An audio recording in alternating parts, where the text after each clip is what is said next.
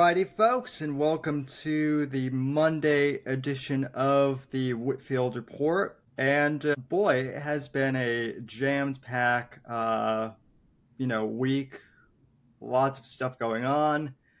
But I figured I would kind of take a break from the news cycle and all the crazy things going on in the world to talk to someone who I've known for a while now, and I've meant to have her on the show. And yes, you heard me right, her. I don't have women on the podcast very much, not because I don't want to, but because there aren't a lot who, have just crossed my path in the podcasting world.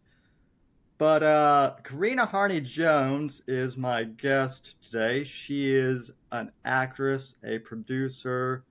Um, you've done a lot, and most probably recognizable in my circle, she is a Playmate of the Year for, I believe, 92. Am I correct? Or Yes, 1992. It sure ages me. Before you were born. Isn't that bizarre, Sam? you you you still look the same. So Thank you. anyway, I'll take it. well, thanks for coming on. Happy to have you. Well, thank you for So having me, Sam. I'm so happy that I can finally talk to you on your podcast. thanks. It's been a while, long time in making, and I apologize for any delays on my end, but I'm glad we're here finally. So, Yes. um, before we dive into specific topics, just give us a general overview. Who are you? What's your general, I guess, story? If Well, I mean, the probably the special interest and how you were even interested in having me on the podcast is that I posed for Playboy in 1991 when I was only 18 years old, just turning 19, and worked for Playboy for many years.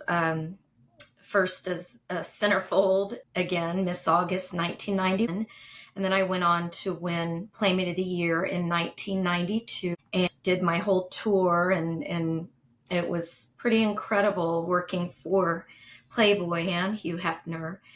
And then I also, when I was backing up, because it's really funny that I ever posed for Playboy because it was not anything anyone would have pictured for my life, especially if you knew me when I was a little right, girl and even as a teen. It just was not in my nature, wasn't in my, I mean, it wasn't, I was very shy, very modest.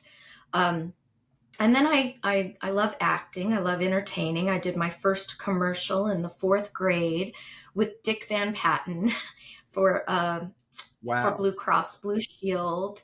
Yes, and if many people don't know who that is, especially at your age, but you're a very intelligent person that seems to be.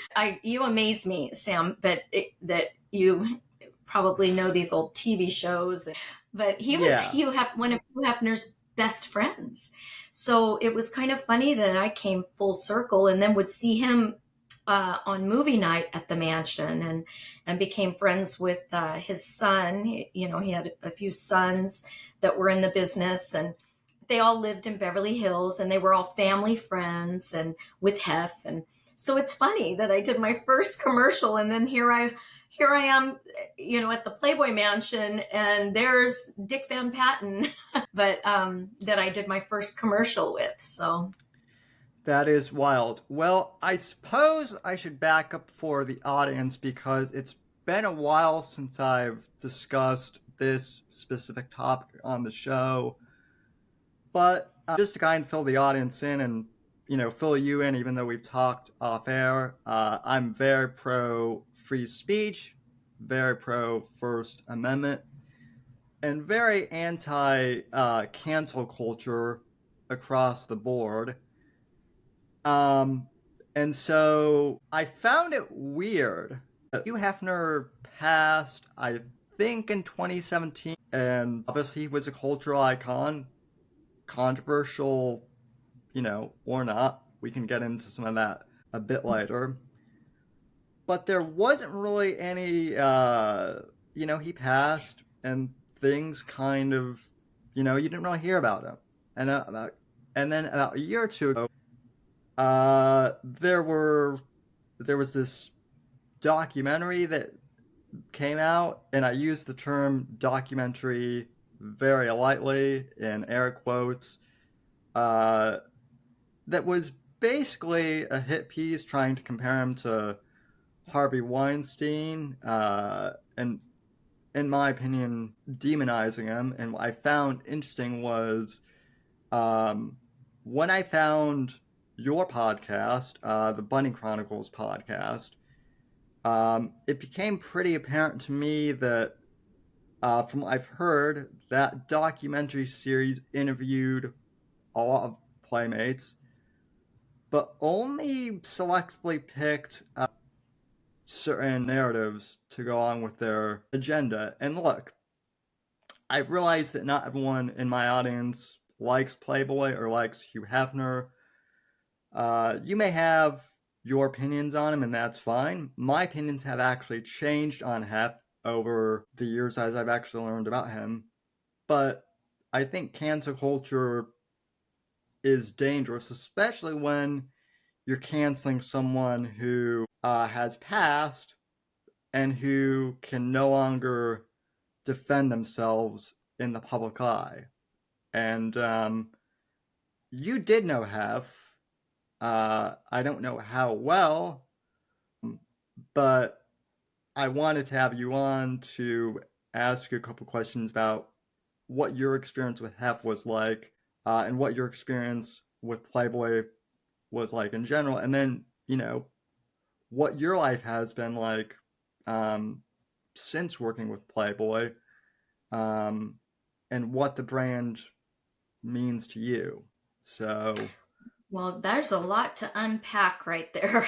yeah, um, I agree with you that cancel culture is very dangerous in America, where we're supposed to function under a very wonderful constitution. And one of those things is our First Amendment, as you mentioned. And love Hef or hate Hef, which there were a lot of people, and believe it or not, very liberal people that attacked Hugh Hefner throughout the years. But, you know, it always amazes me just thinking of what he built that only could have been built in America in the time yeah, in which we live, an empire. And he was, gosh, there were a few things you said there that I have to kind of go back to. So the documentary that you mentioned, that it was a smear campaign of Hef, there are things that are very dangerous happening in America at light speed right now. And one of those things, oddly enough, has us here talking about Hugh Hefner, who was an icon, really, who maybe wasn't morally something that you would agree with. I even struggled with a few things that maybe as a Christian, I don't condone. sure, I like one man, one woman, and that gets you in trouble now. And you can't even say those things. But, and I think later in life, Hef even realized, because at the beginning of his life, he was a very monogamous person. He was in love and jilted. And I think after that, he kind of went on this quest. And as yeah, a man in America, he really tapped into it. Was a men's magazine, and yeah, there's something else that's so out of touch right now for most, a men's magazine, but he knew what men liked, and the whole girl next door concept was something that it was like art. And you go back to the Roman Empire, you go back in time, all throughout history, all ages, and people celebrated the beauty of women, and they were in paintings, and it wasn't pornography. Now, Hef used to get into that argument a lot, and that's a whole other subject that you could go down a crazy road with that. But Yeah. at the end of the day, for me to have posed for the magazine, I thought of it as art. My mom, who encouraged me to pose, she's the one that told me, it's not penthouse. You're not being vulgar. It's very beautiful. And it's something that that said, the magazine itself, aside from the beautiful women that were in the magazine, it had some of the most prolific writers, and it was very objective, something that we don't have today. Yes. There were real, honest, objective, and there's a word that people don't function by objectivity anymore. It was real, honest, objective journalism. They would really sit down with the real human being, no matter if it was a political figure, if it was a pop culture figure. I'm sure you've read the magazine. It was, the Q&As were very thorough. They were very honest. They were very, it let the reader form an opinion, and you formed your own opinion. And that's what a good journalist does. And we don't have that anymore. And back to what you said about them trying to cancel Hef, what we have is a lot of malcontent human beings in America. And I'm sure you know all this just reading your book, Sam. A great nation, a free nation, rises and falls in cycles. And I think we happen to be in the downtrend of going back into slavery. And I'm sure you know the cycles of going from being in slavery and then fighting for spiritual freedom. People actually seek God because they're that helpless and hopeless, because you have a tyrannical government over you, or a dictator over you, because when you get few people in power that are malcontents, and they're godless malcontents, I can't believe I'm saying this stuff, but it's true.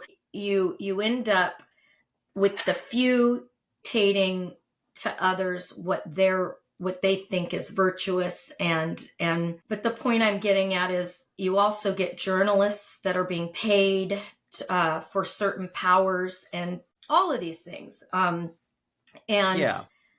think there's movements that start to happen with malcontents, and whether it's, and they mean well. It's like Me Too, hashtag Me Too. There are very real victims of real crimes, of horrible people. And you brought up Harvey Weinstein. I told you there was a lot to unpack here, and I don't mean to jump around, but everything you said, I have so much in here. Okay, so Harvey Weinstein, yes, he committed very real, atrocious crimes, and he was a creep. He was a real creep. And I know this firsthand, and I don't gossip. I don't like gossip, and I don't bring up, I wouldn't even say anything about Harvey Weinstein if I didn't know and trust this Playmate. I cannot disclose her name because it's her story. She hasn't come out with her story yet. She's sort of alluded to it. She may have by now, but I'm not going to mention her name. But she's a Playmate who was assaulted by Harvey Weinstein. She wanted to be an actress. She, had these dreams, and she had posed for Playboy, and all these doors were opening, and she got to go meet with Harvey Weinstein. And I mean, he gave power in Hollywood. And she went and met with him, and he did all the things that you've heard a lot of stories about to her. And she actually went to Hugh Hefner, and she was, it was horrible what she went through. And she was terrified, and she went to Hef. She told him what happened, and Hugh Hefner, there are FBI files too that are awesome. And even though Hugh Hefner may have been I don't even want to call him a philanderer. Let's just say he loved women and he had a lot of women, and that was his prerogative, sure. But he was not a womanizer. There is a difference, and people don't understand that. Like, everything has to be black and white and hashtag Me Too, but there is no evidence from anyone that Hugh Hefner did anything like sexual assault, or, let's be real, that he had women all over him. It wasn't my cup of tea that way, but he did, and he didn't do those things. He wasn't creepy. He was actually a gentleman by all accounts. And he actually put his empire on the line for this person and went and got the FBI involved, and it could have been countersuing, it could have gone public, all of these things. And he was very good at, keeping things under wraps. She didn't want anyone to know. That can be very mortifying for a young Sure. woman to experience something like that. And she was traumatized. And Hugh Hefner got her all the help he could possibly get her, and even went after, from what I understand, I don't know how he went after Weinstein, but in his own, back channel way, he tried to get him to be held accountable for what he did. And, those are things that are you don't compare apples to oranges. And I never thought I'd talk about Playboy again. It's something that I had put, in the back of my memories, and I didn't know that it was ever going to come up again. And now with cancel culture, I am happy to speak out and stick up for someone who, as you said, has since passed away and cannot defend himself. And I think that it's horrible that it's called iconoclastic arrogance. And like I said, few people are icons. And when you have an icon, you have people that want to tear that icon down when they're not happy with themselves and they've never contributed anything. If you really look Right. at anyone that runs their mouth about Hugh Hefner, if you really look into them and their character and how they became who they are, most of them wouldn't be a piss in the wind without Hugh Hefner. Even as girlfriends, Yep. they wouldn't be relevant. They wouldn't be making the money that they're making. They wouldn't be a spot on the map. They've never contributed anything good to society except for through Hugh Hefner. So I find that fascinating that they're trying to cancel someone and bite the hand that fed them. And it blows my mind that people, to be relevant, they tear down their icon to put themselves in that icon's place, but they can never do it. It's like, you can't. There was one Hugh Hefner, and I don't know if I went in circles there, but No. those are the thoughts I have on that. Listen, I'm happy to just let you speak off the cuff and whatnot. That's kind of what we do here on the show.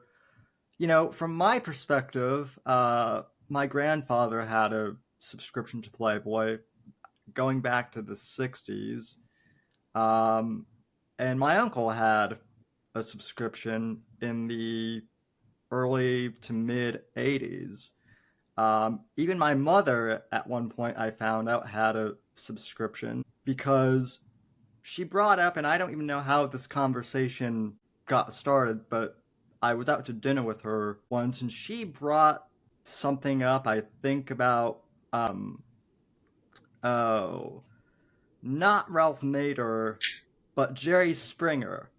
And I can't remember what the conversation regarding Jerry Springer was, but she cited this interview and said, and then I asked her where she read it, and she said Playboy magazine. And me being a teenager at the time, I was like, "You're joking, right?" And she goes, "No."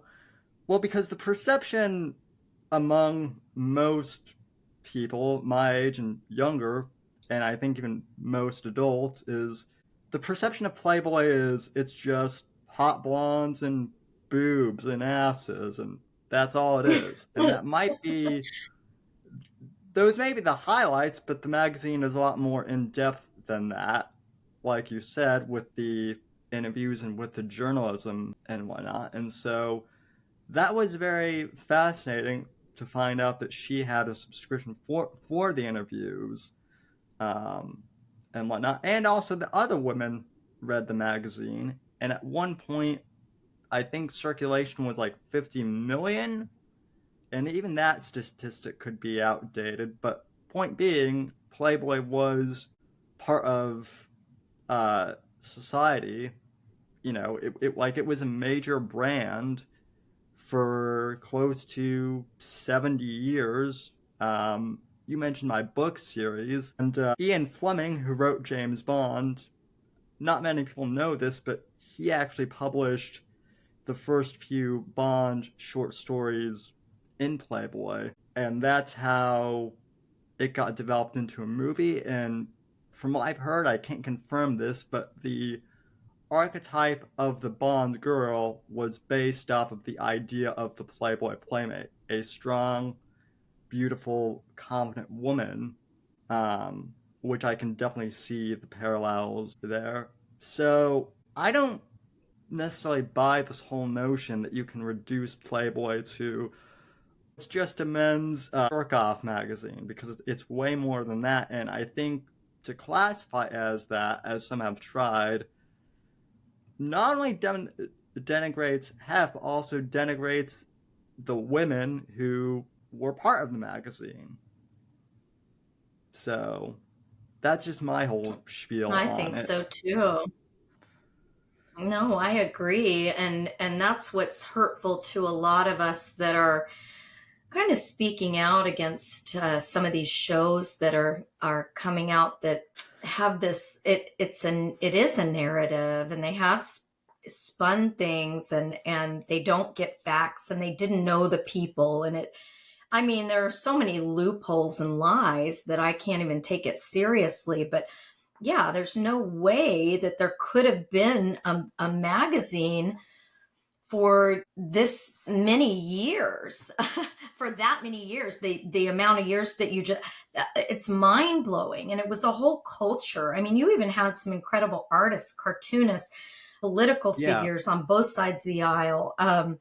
I mean, it goes on and on and on. I think a lot of people used Playboy for information when they were working on things in college. And I mean, yeah, I think I everybody has Playboy as part of it, was part of pop culture in America. Yeah.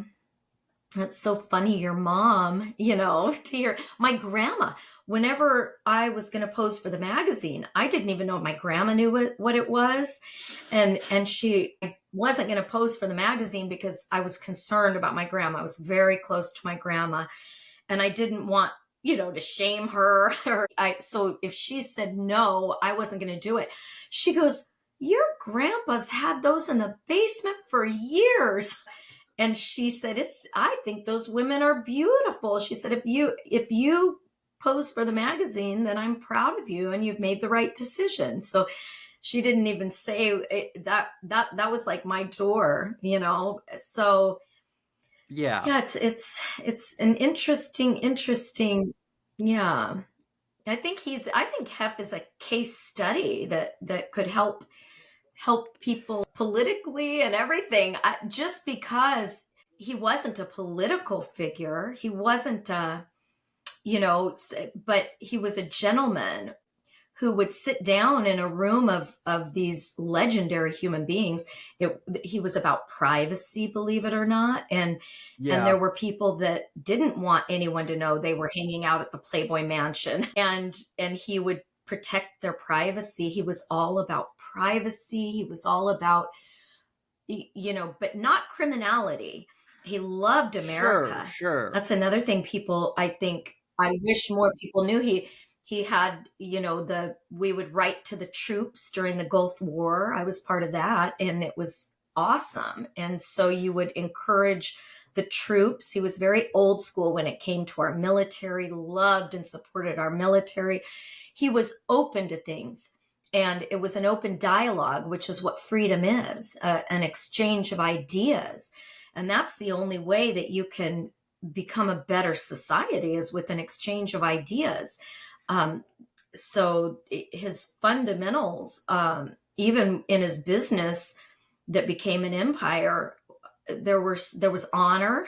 There's things that people tell me, "Gosh, I can't believe you say this as a Christian," and I'm like, it's true. I was just studying the other day because I study the Bible and I'm fascinated by it. King Solomon, and this pastor said a very interesting point. And he goes back to the Greek and the Hebrew and the Aramaic and really breaks down scripture. It's not like a feel-good church. It's really Bible study. And he said something about King Solomon that reminded me of Hugh Hefner. He said, Solomon in his dying days will tell you those women didn't make him happy. None of the things he had made him happy. He was the richest man on the earth at one point, with hundreds, maybe thousands of concubines. And that didn't make him happy. But he wasn't cruel to women. He didn't rape women. He didn't hurt women. He gave them wonderful gifts. He was extravagant and very generous. Very, you can have virtues and then be a whatever you would call maybe even it doesn't take away your good qualities. Even if the women that loved him so much and wanted him to be monogamous and were hurt by it, they knew what they were getting into. That was his lifestyle that he created and invented. And, that's his business. That was privacy. The funny thing is, a lot of things that came out later would have never come out because he didn't kiss and tell. And that's, I think, how Solomon there is a comparison there. There just is. Between Solomon and Hugh Hefner, because I think all of us are kind of a biblical character I think all of us are kind of a reflection of that, is why God shares these Bible stories. But it cracks me up that people want to paint him as this. He wasn't perfect. He got reprimanded me in work or whatever. That's not even a character flaw. You know what I mean? It's like people are so different nowadays. And I think we could learn a lot from Hugh Hefner.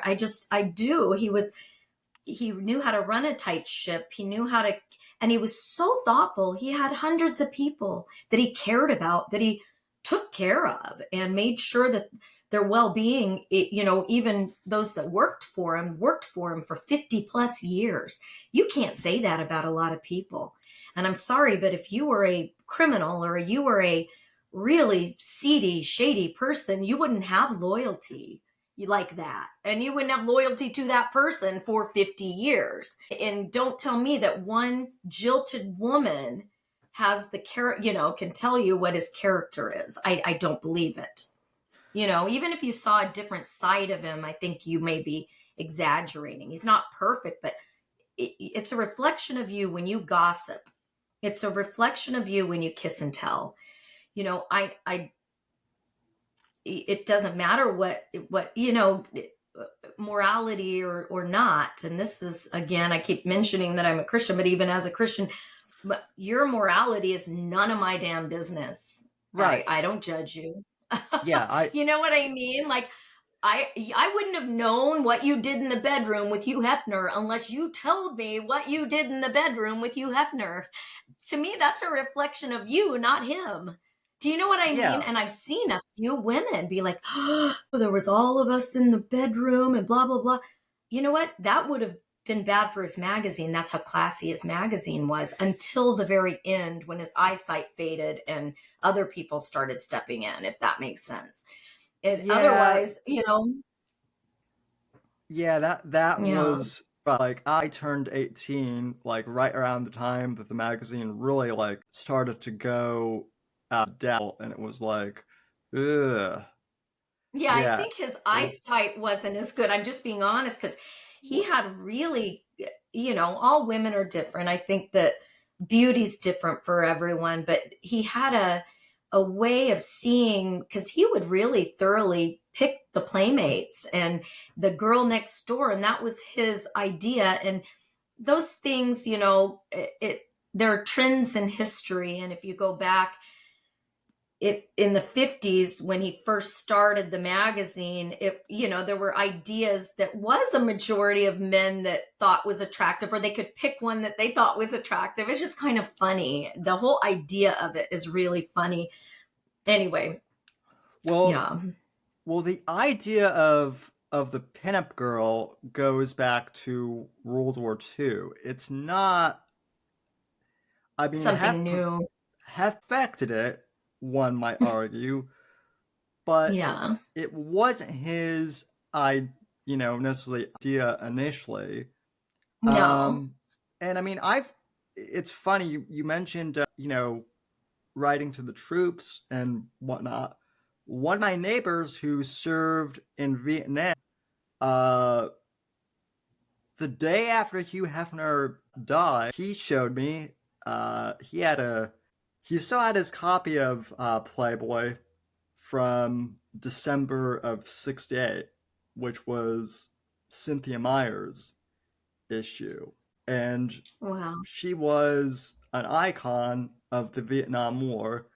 And obviously, I can't show the images, on Spotify or YouTube, but the audience is crafty enough to look it up if they're so, inclined to. You But know that yeah, I don't mean to cut you off, but no, no, I, if you'll continue with that thought, but just you may have already know this, but and he never bragged about what he did.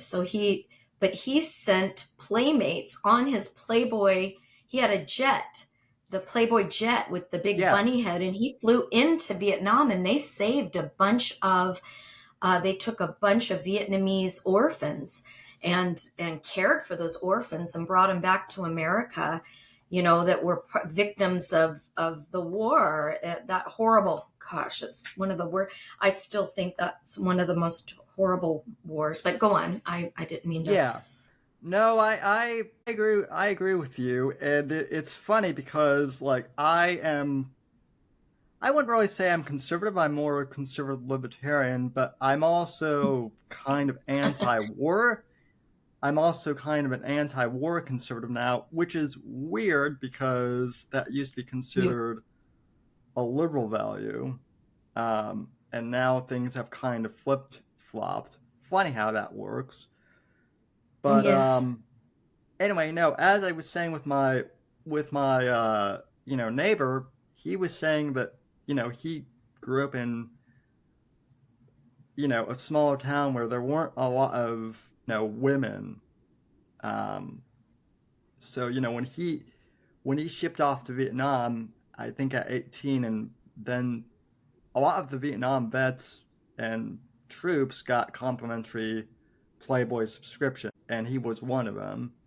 And so seeing her as an icon of the Vietnam War really meant a lot to him and a lot of the Vietnam vets. And you know, same is true for veterans of Iraq and Afghanistan and the Gulf War and whatnot. So again, I just have a real problem with there is Me Too and there is the Harvey Weinstein stuff, and I think it's great that all that got exposed. But what has happened now is a lot of these activist types have taken Me Too and they've conflated guy who has ever looked at an attractive woman, and they've tried to put us all in the same boat with the Harvey Weinsteins and the Bill Cosbys of the world, and then they wonder why there's such a backlash. And I mean, I'm sorry, but if I don't consider myself a misogynist at all. uh I thought misogynists hate women, and have loved the ladies, and obviously I do too. My audience always gives me a bit of a crap for that, but that is what it is. So I just I find this whole idea of misogyny and whatnot to be a bit conflated nowadays. I So agree. I agree. And we should have the freedom. And here's the difference: if someone is into their pronouns and into their sexual gender identity issues and all of the things that they bring up now, to each his own. Privacy, right? i yeah, don't i don't convert my thinking. I've never had that thinking before. I think a majority of us never even heard of what's going on nowadays. But I love masculinity and femininity, and we should never be ashamed of that. We should never be ashamed that a man's attracted to a woman, or that a man feels that there are certain gender, that there are gender roles. You can't abolish that because somebody doesn't like it. That's not freedom. It's freedom when we can individually think about what we want to think about. It's, you just mentioned you're anti-war. Well, none of us wants war unless you're a psycho, I think. But I also believe that freedom comes through military victory. Sadly, there are evil people that exist. Right. You go back, if there's a book called Man in the High Castle that's an excellent perspective, and I love Yep. perspectives. And I think every young person should read that book. I think it was in the late 60s that it was written, or early 60s, but they Yeah. adapted it to the screen, which I think you should do with all your books. And I want to tell you the actors that should play them. Just kidding, Uh, but not. Um, I'd be open but to it. okay. Yeah, we'll have to talk about that. But Yeah. Man in the High Castle, they made a TV series. I think it was on Amazon, and I watched it. I binge watched it. But it's a perspective, and it's as if Japan and Germany, because remember in World War II, we were in a real war on two fronts defending America. Japan really wanted our demise, and sadly, as Yeah. horrible as that atomic bomb was, that was game over. All of those things are horrific. They really, war is horrific. But had not good men and women stepped up at all costs to defend, and it gives me goosebumps because I think because of World War II, we've had freedoms that are here today, but they're being lost. Had we not won the war, and that's what the Man in the High Castle is, a perspective. It's as if Japan, that the whole Japan and Germany had won the war, and they were each occupying in the United States. And it shows how awful, with the ideology, obviously, of Hitler, and just how evil Nazism was, and the Nazis, and they Yeah. controlled, and they were allies with Japan.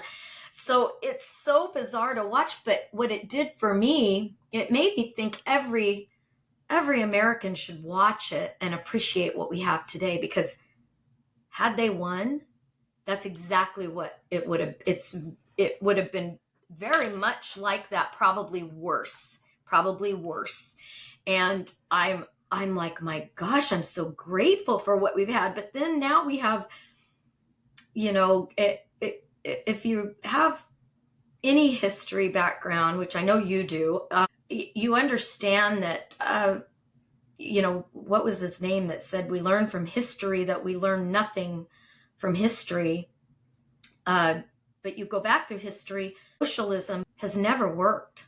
It brings starvation and horrible people begging for bread. It's horrible when you try to give everybody equal amounts, or, Yeah. when few people are in power, and there's not a system of checks and balances like we used to have. And I think that's got to come back. We're in trouble. But socialism has never worked. Communism has never worked. But you have people that really believe that it does, and Marxism, and we have that at the helm right now. And I don't. I wish people would learn more about that. And I think kind of Man in the High Castle kind of shows you that. Anyway, Well, it's interesting that you bring up the whole thing with socialism and communism because there's a very interesting series. Uh, it's it's been over probably for I think close to a decade now, but there was a series called The Americans about a Soviet couple that they're spies and they pose as U.S. citizens. It takes place during the 80s, and they basically, you know, at first they try to subvert America, and then they eventually come to find out that, hey, they actually like living in America. in And, freedom. Reagan Yeah, might not be perfect, but he's better than, you know, the yeah. Communist Party. And Behind the Iron It's Curtain. it's it's a very interesting series. Especially to hear things from the Russian point of view, and the guy who wrote it, I think, was he worked at the CIA desk in Berlin for a number of years during the Cold Wow. War. So Wow. that's another very interesting series. But like getting back to your career, I have to ask, and I hope I'm wording this appropriately, but I've noticed. Well, you've also had a pretty substantial film career as well, which kudos to you. But I do have to wonder because you seem very private. And you don't seem too enthralled with celebrity culture at all, just based off my observations. Even though you yourself could be considered a celebrity. So I have to ask, why have you chosen to go the route of being, I guess, an independent actress and take smaller roles and live more of a private life as opposed to possibly being more of an A-lister? Because I'm assuming you had some opportunities, um, and I'm just curious if being a celebrity was one of your goals, or if you consciously chose to, I guess, take a step back. So, I think the latter. I think you hit the nail on the head. I chose to step back. I was very young when again, Playboy for me, started opening doors. And I hate to use the word fearful, but maybe I was. I was a baby and I saw things, but I wasn't naive. right, In the sense that I could pick up on what was phony and what was real and solid. My mom always says she ran from Hollywood, and I kind of did because I was there, and I also didn't have the tools then that I have now, where I just didn't have a goal. Like you just said, I didn't have celebrity in my sights. I wasn't like, oh, Hollywood, I'm going to go be a star. I sort of by default, and I blame it on my friend Drew Johnson, who directed a film, my first producing effort, actually. It was called The Road Home, and they retitled and repackaged it and called it Pitcher, like baseball pitcher and the pinup. And it's a heartwarming, sweet love story. I'm very proud of it because of how, we were kids making a movie in our 20s. That said, that taught me a lot about Hollywood and people and the echelon and the whole thing. But he also made me love where I never understood the craft of acting. I was an entertainer from the time I'm a kid. It's just innate. We're all made differently, right? right, We're all different human beings. Some of us use our intellect. You're a writer. People have different outlets. Some people are more physical than others. Some people are more mental than others. All of our different makeup. And for me, I was always head in the clouds as a kid. I'm also a writer. I write poetry, and I've always have that creative outlet. I used to love to do anything creative, and I was always in dance recitals, all of these types of things. But I never understood, when I saw Deborah Winger in Officer and a Gentleman, Shelley Winters, who encouraged me to want to be an actress, believe it or not, when I first saw Shelley Winters in Pete's Dragon, and she has her teeth are missing and she's pretty, pretty, pretty. And I thought, I want to do that when I was a little girl, but I never knew how to get there. I didn't realize there was acting classes. I didn't realize there was how to, come up with a character. I would do it innately, just because I loved doing it. But Drew went to film school, and I always wanted, and he's one of my best friends, and I always he would put me in his short films. He works at Paramount now and does a lot of editing for Paramount Pictures. But so he wrote a film, and it would win awards and go to the Directors Guild. And he would put me in all of his films. And I enjoyed it, but even then, as I was learning and then realizing, oh, I better learn the craft of acting. And then, I think I got my first role when I was pregnant with my daughter that made me SAG eligible. Screen Actors Guild. You have to join the union Right. to be in, anyway. So I had one line, or not, no, it wasn't one line. It was a few lines with Rick Springfield in a show called High Tide. And I'd just given birth. I was still breastfeeding. My husband brought my daughter to my trailer, and I'm like, oh my gosh, here I am with a baby, playing a teenage motel clerk. And I fell in love with being on set. But I had a family. So I've always kind of been sidetracked and not narrow-minded to get anywhere. It was, Right. okay, somebody called me and wanted me to do this. Okay, somebody called me and wanted me to do this. And then it's just always found me, Sam, because I love it. And Hollywood has never loved me back, and that's okay. I'm fine with it. As long as I can do things that I love and I enjoy, I'll always work very, very hard. I'm a team player. But if I want to be funny, but who knows, it could be true.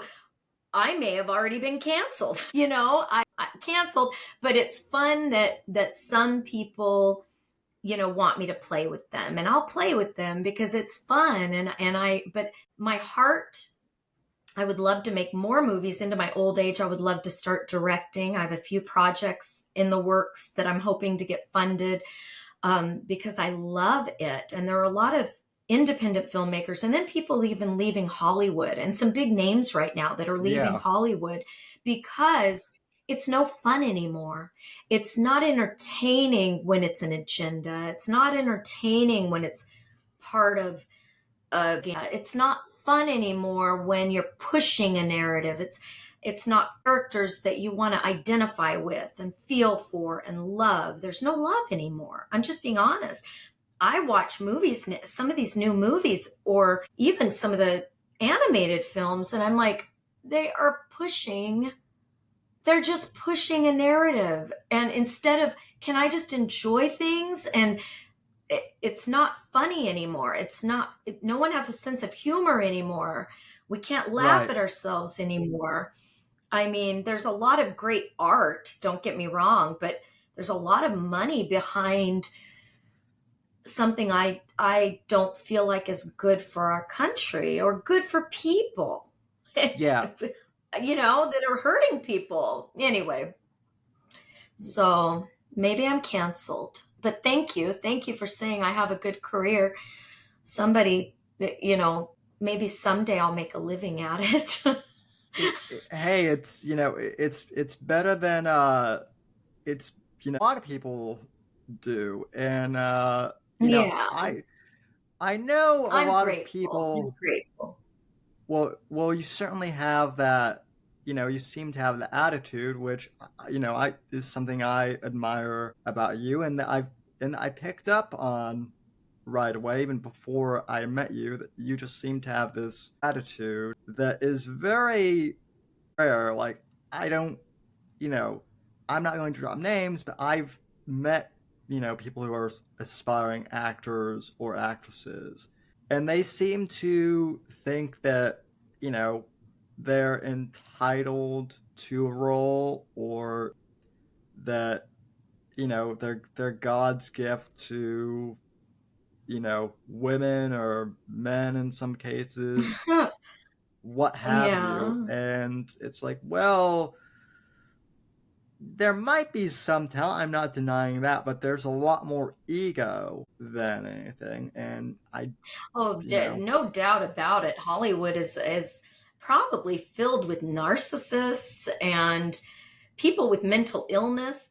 I mean, you could go on and on. I don't mean to ever tear Sure. anyone down, because it is an art form and it's very selfless. I mean, there are a lot of very selfless actors that do a phenomenal job, but yes, the entitlement, the sense of entitlement, the believing. I always say you believe it. I mean, I was engaged to a very famous person at one point, and before I met my husband, and I remember looking at him one day and going, he believes it. And there's an arrogance. And I think because of the way I was raised, and my mom always teaching me, and it's the opposite today. Everybody's like, which you should be confident. There's confident there. You can be confident and not arrogant. You can be confident in your skills, but arrogance is when you really put yourself above people. And I think that's ugly. And my mom used to, never let another man praise you, not from your own lips. Never praise you. Let another man praise you, not from your own mouth. And my mom used to think it, she always taught me, and we used to learn this growing up, even in elementary school. For me, I remember girls would say, oh my gosh, she thinks she's so hot. And it was ugly when you thought you were beautiful, or if you really believed you were. So it was instilled from me. I remember my Meemaw when I was little, because me and my brother and my sister and I got a lot of compliments. And my mom would always, they're like, put your kids in commercials. They're so cute. They're so this, they're so that. My mom would always say, don't let that go to your head. You're not that cute, things like that in it. And there's an ugliness, because those things aren't what matter. What you look like or what someone thinks you look like really isn't what matters. Now, it might contribute to certain things in life, but it's not reality. You don't love someone because of what they look like. You don't, it's your soul and your soul rapport. But I appreciate that you would notice something like that about me, Sam. I've never quite heard anyone say that to me the way you just did. And I'm going to take it as a compliment, because, and I think it's not for me. I believe that is my relationship with God. And I will tell people that I don't get the glory. God gets the glory. And I think there's a difference there. Maybe, maybe that's what you see. Maybe you see that I love God, and I know that the only way I'm worthy is because he's worthy. And for me, the grace gospel, it's the most beautiful message. And I love to give it as much as I can, because God's a gentleman. He doesn't force us to do anything, not like religion, not like you do this or die, or but God's point of reference with us is the cross. And that's what the cross of Christ is for me. I'm just, and one of my favorite scriptures is Ephesians 2:8-9. It's by grace, and grace is so hard for man to comprehend, because we always do the work. We get the glory. Look how hard I worked. Look how great I am, right? Even religion, if I do this, this, and this, or don't do this, this, and this, I'll work my way to heaven. No, God says it's by grace that you're saved through faith. And that's a non-meritorious act. It's by grace that you're saved through faith. It's a gift of God. That means it's a gift that he's handing out and giving us, not of works. Works is religion. Works says, I'm going to add something. I'm going to be a co-savior. I'm going to do something for salvation. I'm going to change my personality. I'm going to do this. No, it's by grace that you're saved through faith. It's a gift of God, not of works, lest any man should boast. Because if we do all the work, we do all the glory. Get all the glory, but God did all the work. He gets all the glory. And John 3:16 says, for God so loved the world. That's every person that ever existed, every nationality, skin color, no issue. It's always, for God so loved the world that he gave his only son. He was uniquely born. He's the only man, because it took a man to take our place, because we're born separated from God. We're born sinners. A lot of people don't know that. They just go about life and think, well, look how great things are going for me. But we're all sinners. We are all, excuse my language, I will use a bad word, we're all fuck-ups in our own way, no matter who we are. We all are born with sin. And if you believe in Jesus Christ, he gives you his righteousness, not ours. Nothing we could do. So if you say, I believe in Jesus Christ and his finished work on the cross, because what he did on the cross, he wasn't just hung there. If you know the history, common criminals, real hardened criminals, that's what they did. That was their capital murder back then. They would put him on a cross. And he was hung between two real criminals. And you had Pharisees that were religious, and they hated him. They hated Christ because they were jealous of him. He was getting all the attention. He was teaching truth. He was the Son of God. He wasn't being blasphemous. He was the Son of God. He said that only by me can you get to the Father. So for God so loved the world that he gave his only Son, Jesus Christ, he was born of a virgin, had no sin. He's the only human being that had no sin nature. So the Holy Spirit impregnated Mary. Here the Messiah is born, and he lives a sinless life, and he's 33 years old. He goes to the cross, all of our sins, your sins, my sins, the sins of the world, poured out on him and judged. It's perfect justice, judged in him. And a supernatural darkness covered him for 3 whole hours. He hung there in agony for 3 hours. All of the sins, the worst things you can think of, Hitler, I mean, it's horrible, were judged in his body. And he was cut off from the Father. So he was connected to the Father because he was perfect. And it was the first time. And he covered him in a supernatural darkness to hide the shame, because he loved his Son. His Son was precious to him, and he didn't want anyone to see how painful that was. And you couldn't see in front of your hand if you put your hand up when Jesus was paying for our sins. He was the ransom. He who knew no sin was made sin for us so that we can know the righteousness of God. And when you believe in Jesus Christ, anyone, anywhere can do it. It's privacy, it's freedom, it's volition. It's the only true freedom that God gives. And you believe it and you receive it. You have this righteousness just by a thought, just by saying, it's little more faith than none at all. The faith of a mustard seed. I believe in Jesus Christ, and you have the gift of eternal life. And I think there's nothing more beautiful than that. For God so loved the world that he gave his only Son, so whoever believes in him has the gift of eternal life. Bam, done. I just love it. Well, that is a sentiment that I share personally. I feel very blessed. I feel called to do what I do, and it's a blessing. To that end, I am curious, and this does lead into kind of a fitting segue. Obviously, you have a very strong faith, and I've always been curious.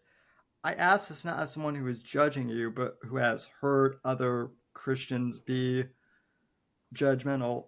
Well, how can she justify being a Christian if she posed for Playboy? And I've heard other, playmates like Peggy McIntyre be subjected to kind of that same ridicule.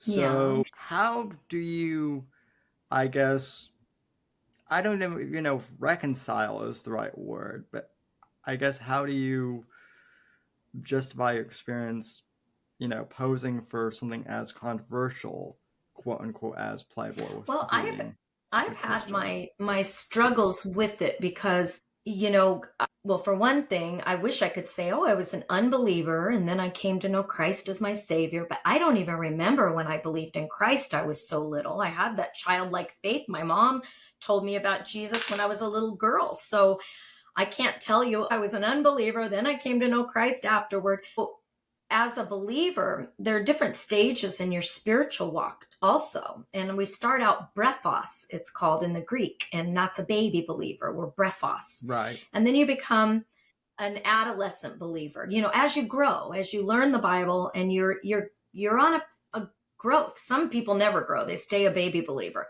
But some people want to grow up spiritually, learn about God's word. And I knew I was a believer. I used to confess my sins at night before bed. 1 John 1:9. I would be like, I'm sorry, I thought this, I'm sorry. And I would go to bed and sleep really good. And I never thought about it. I guess, and I'm not saying I was like Miss Innocent or anything, but Sure. There's a scripture in the Bible that says, to the pure, all things are pure, right? And I never saw anything bad, and God protected me. Like I took photos. Yeah. I wasn't like a crazy sexual pervert or, like I look back and I'm like, I was pretty innocent. It's Yeah. kind of funny. I never was naked in front of a man until I posed for Playboy. It was like that. So I didn't think about it, but I saw things. It was almost like God revealed to me through just the world and going to Hollywood and then traveling with Playboy and just seeing people's behavior like maybe I wouldn't have, because I was kind of this sheltered middle class kid. It made me seek God, because I didn't want those things. I didn't want the lust for fame. I didn't want there was just a lot coming at me, and celebrities wanting to date me, and it felt seedy. It felt gross. And that's just my personal experience. I'm not saying that would be, that was my personal experience. And when I got pregnant, because when I met my husband and got pregnant with my daughter, I fell in love with my husband because he was this gentleman from Texas. He's opening the door for me. He was simple and humble and sweet and all of these things. And I thought, I liked that. It felt like home to me. And when I got pregnant with my daughter is when I call it getting positive. You can go on negative or positive with God. I went on this positive. I wanted to know God. All of a sudden I'm pregnant and I'm like, I married this man and I don't really know him. I felt like that, all of a sudden everything felt foreign. I'm like, fame Right. didn't make me happy.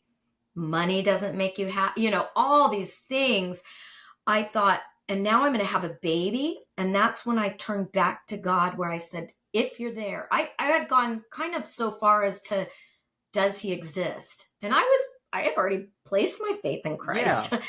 And I was like, if you exist, show me. Show me. I want to know you. And I want to raise this baby the way you want me to. You created me. I'm going to have a baby that I want to be able to teach about you. And for me personally, I found these tapes my dad used to listen to, and it was a pastor called RB Theme. And I started listening to it was called The Basics. And then I listened, first of all, to his tapes. They were First Timothy tapes. And I put them in the tape. My husband thought I'd lost my mind. He's like, what is happening to her? And I started learning the Greek and the Hebrew and the Aramaic. And he taught me these basic, simple, how to be filled with the Holy Spirit. I never knew I could be filled. But I was doing that at night, naming my sins, but he breaks it down. It's like if you're going to be a doctor or a surgeon, you have to learn. It's the same thing with the Bible, basic instructions before leaving earth.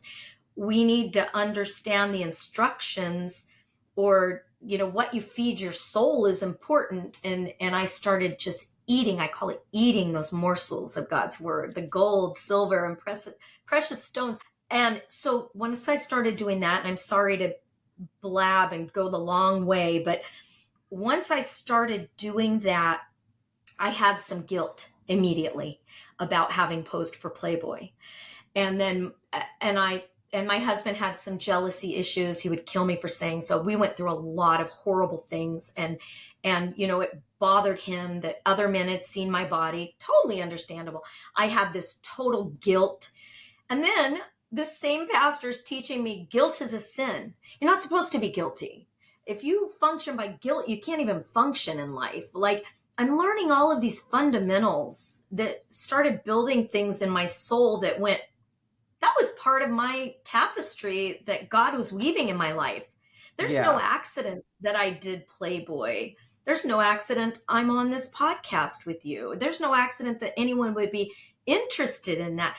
So God takes the weak things of this world,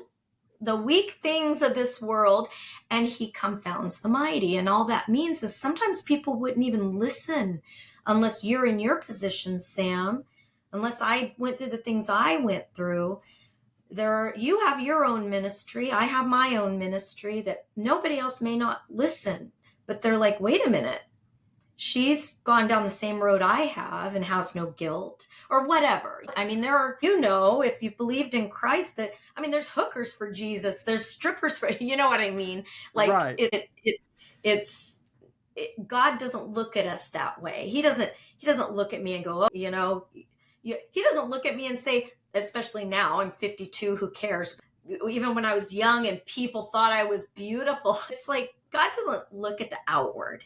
He looks at our soul. He doesn't say, Corinna, because you posed for the magazine, I'm finding special favor on you because you're beautiful. It's like God doesn't even look at us like that.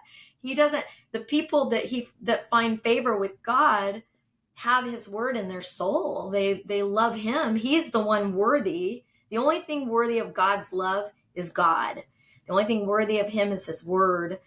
And and everything else, it doesn't matter. We don't take anything but God and his word with us to heaven, right? So Yeah. anyway. I do think that internal beauty does reflect, though, on the outside eventually. And that, Oh yeah.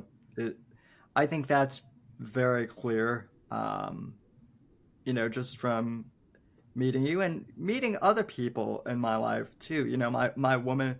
My mother is a woman of faith, and she is still objectively beautiful, even in her, you know, mid to late 60s. Wow.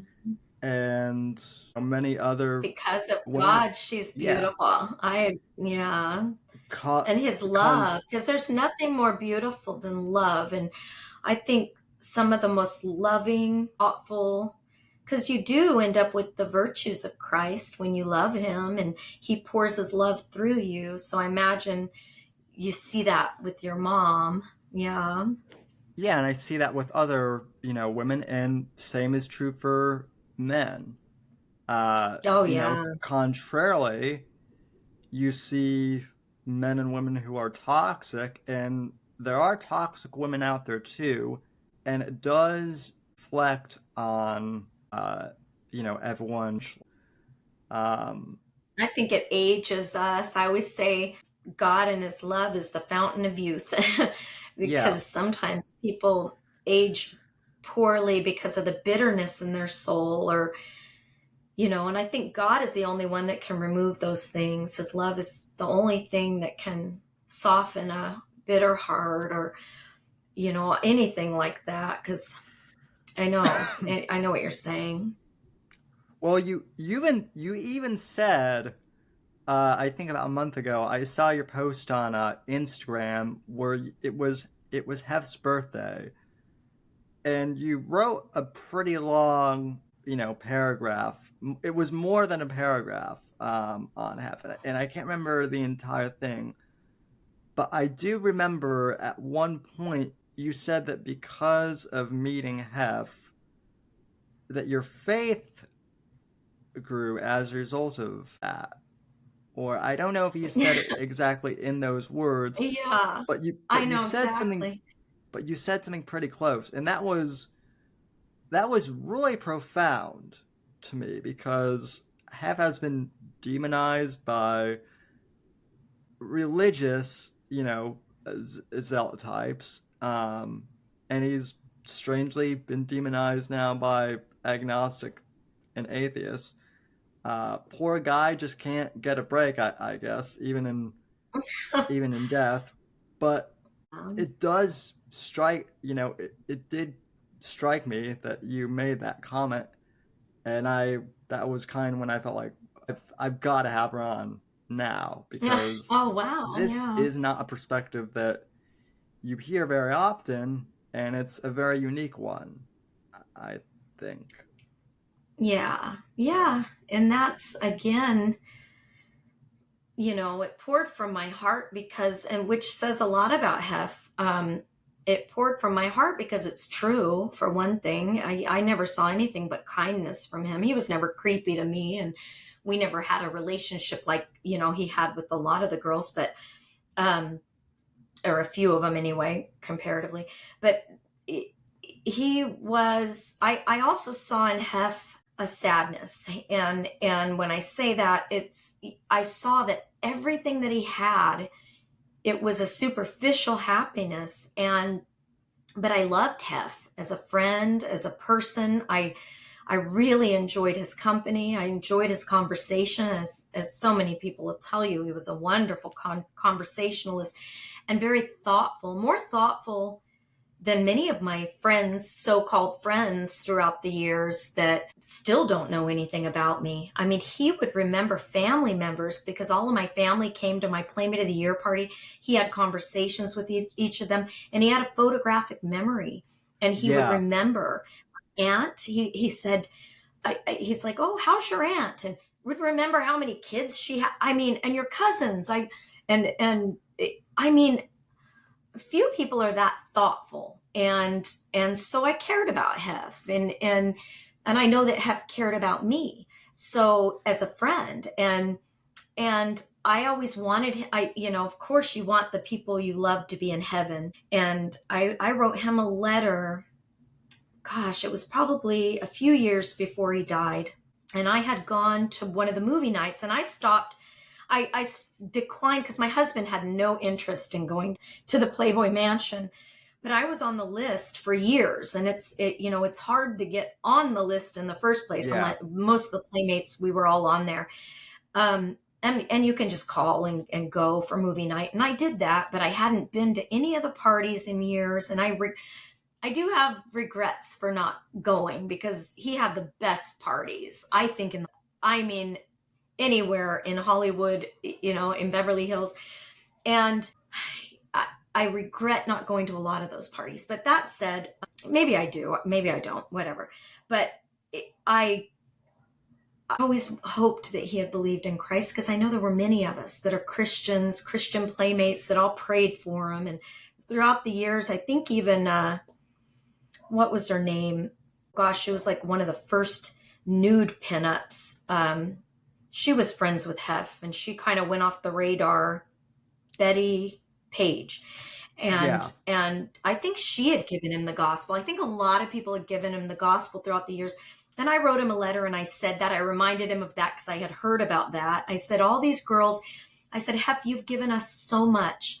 I said, here you gave this middle-class girl from Las Vegas an opportunity I never would have had, opened doors to me I never would have been opened. I learned things I never would have learned. Not one bad experience, all good. I was very protected. We had security, and we're very protected and around very, just fascinating people, and just the most intelligent people, successful people.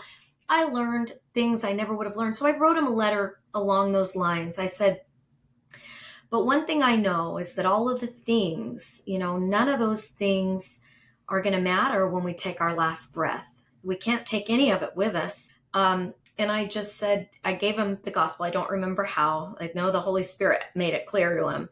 And I just hope and pray he got that, because I know he was married to Crystal at the time. And I know a lot of things had changed, but I hope she read it to him, and I hope she read it, because it gave the gospel very clear of how to how to get into heaven. And I pray for all these people, even the ones that are slandering Hef and trying to take him down. I pray for all of them. And who knows, Hef may be in heaven laughing. I hope he is. None of us know. Again, that's a very private thing. I hope he did, but it's very hard for a rich man to enter through the narrow wall. It says, it's easier for a camel to go through the eye of a needle, because they have everything. They sometimes Satan prospers in this world. It gives you everything, and it's hard to think you need a savior if you don't know you're sick, and when everything's going right.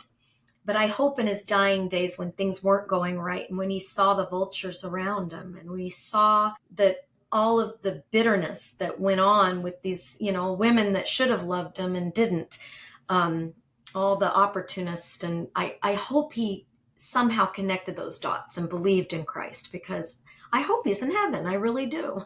So that's what made me think of that on his birthday, and hoping he's there, and that he did. Without, my life would have been so different having not posed for Playboy. I'm not ashamed of it. I'm very proud of it. And I'm very grateful for that opportunity. And a side note, I had a woman who's a pastor woman who said to me, I'd like to sit down with you and tell you, your words about Hef, how it's awful. He was a misogynist and a womanizer and a this and a Yeah, that and objectified women.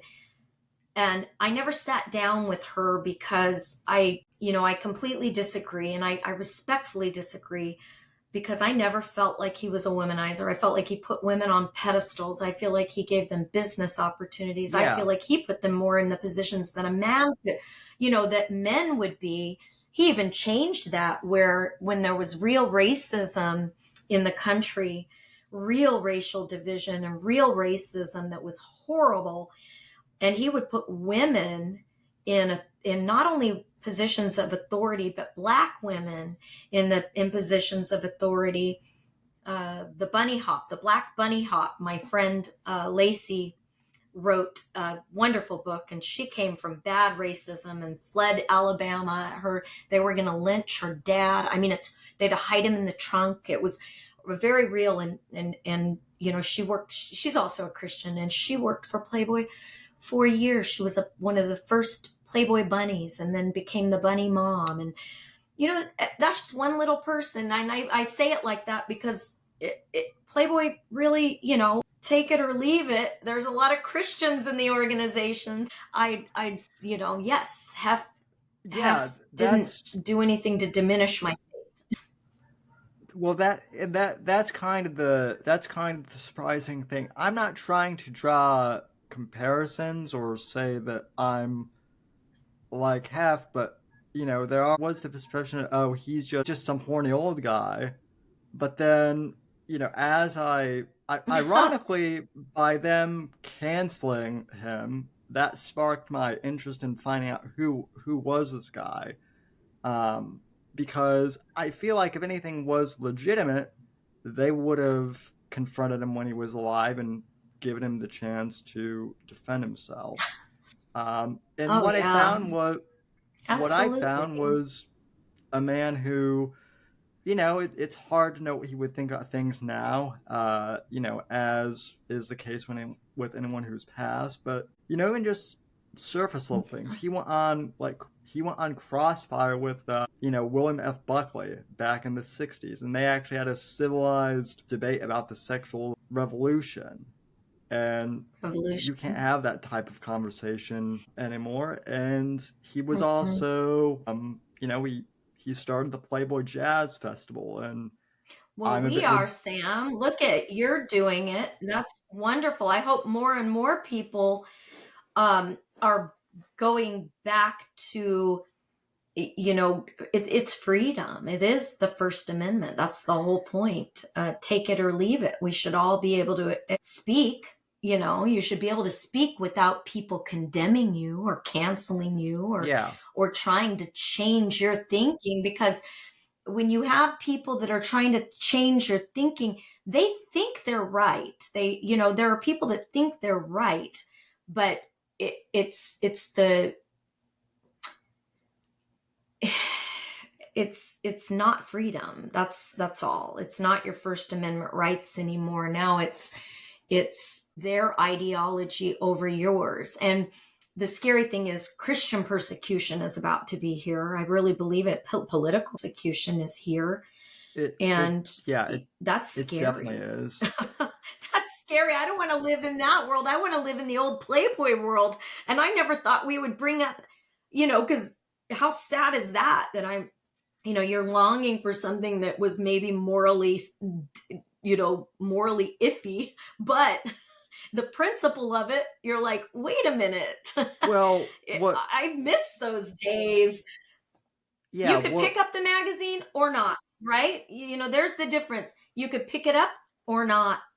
That's freedom. well, What you think about it is inconsequential.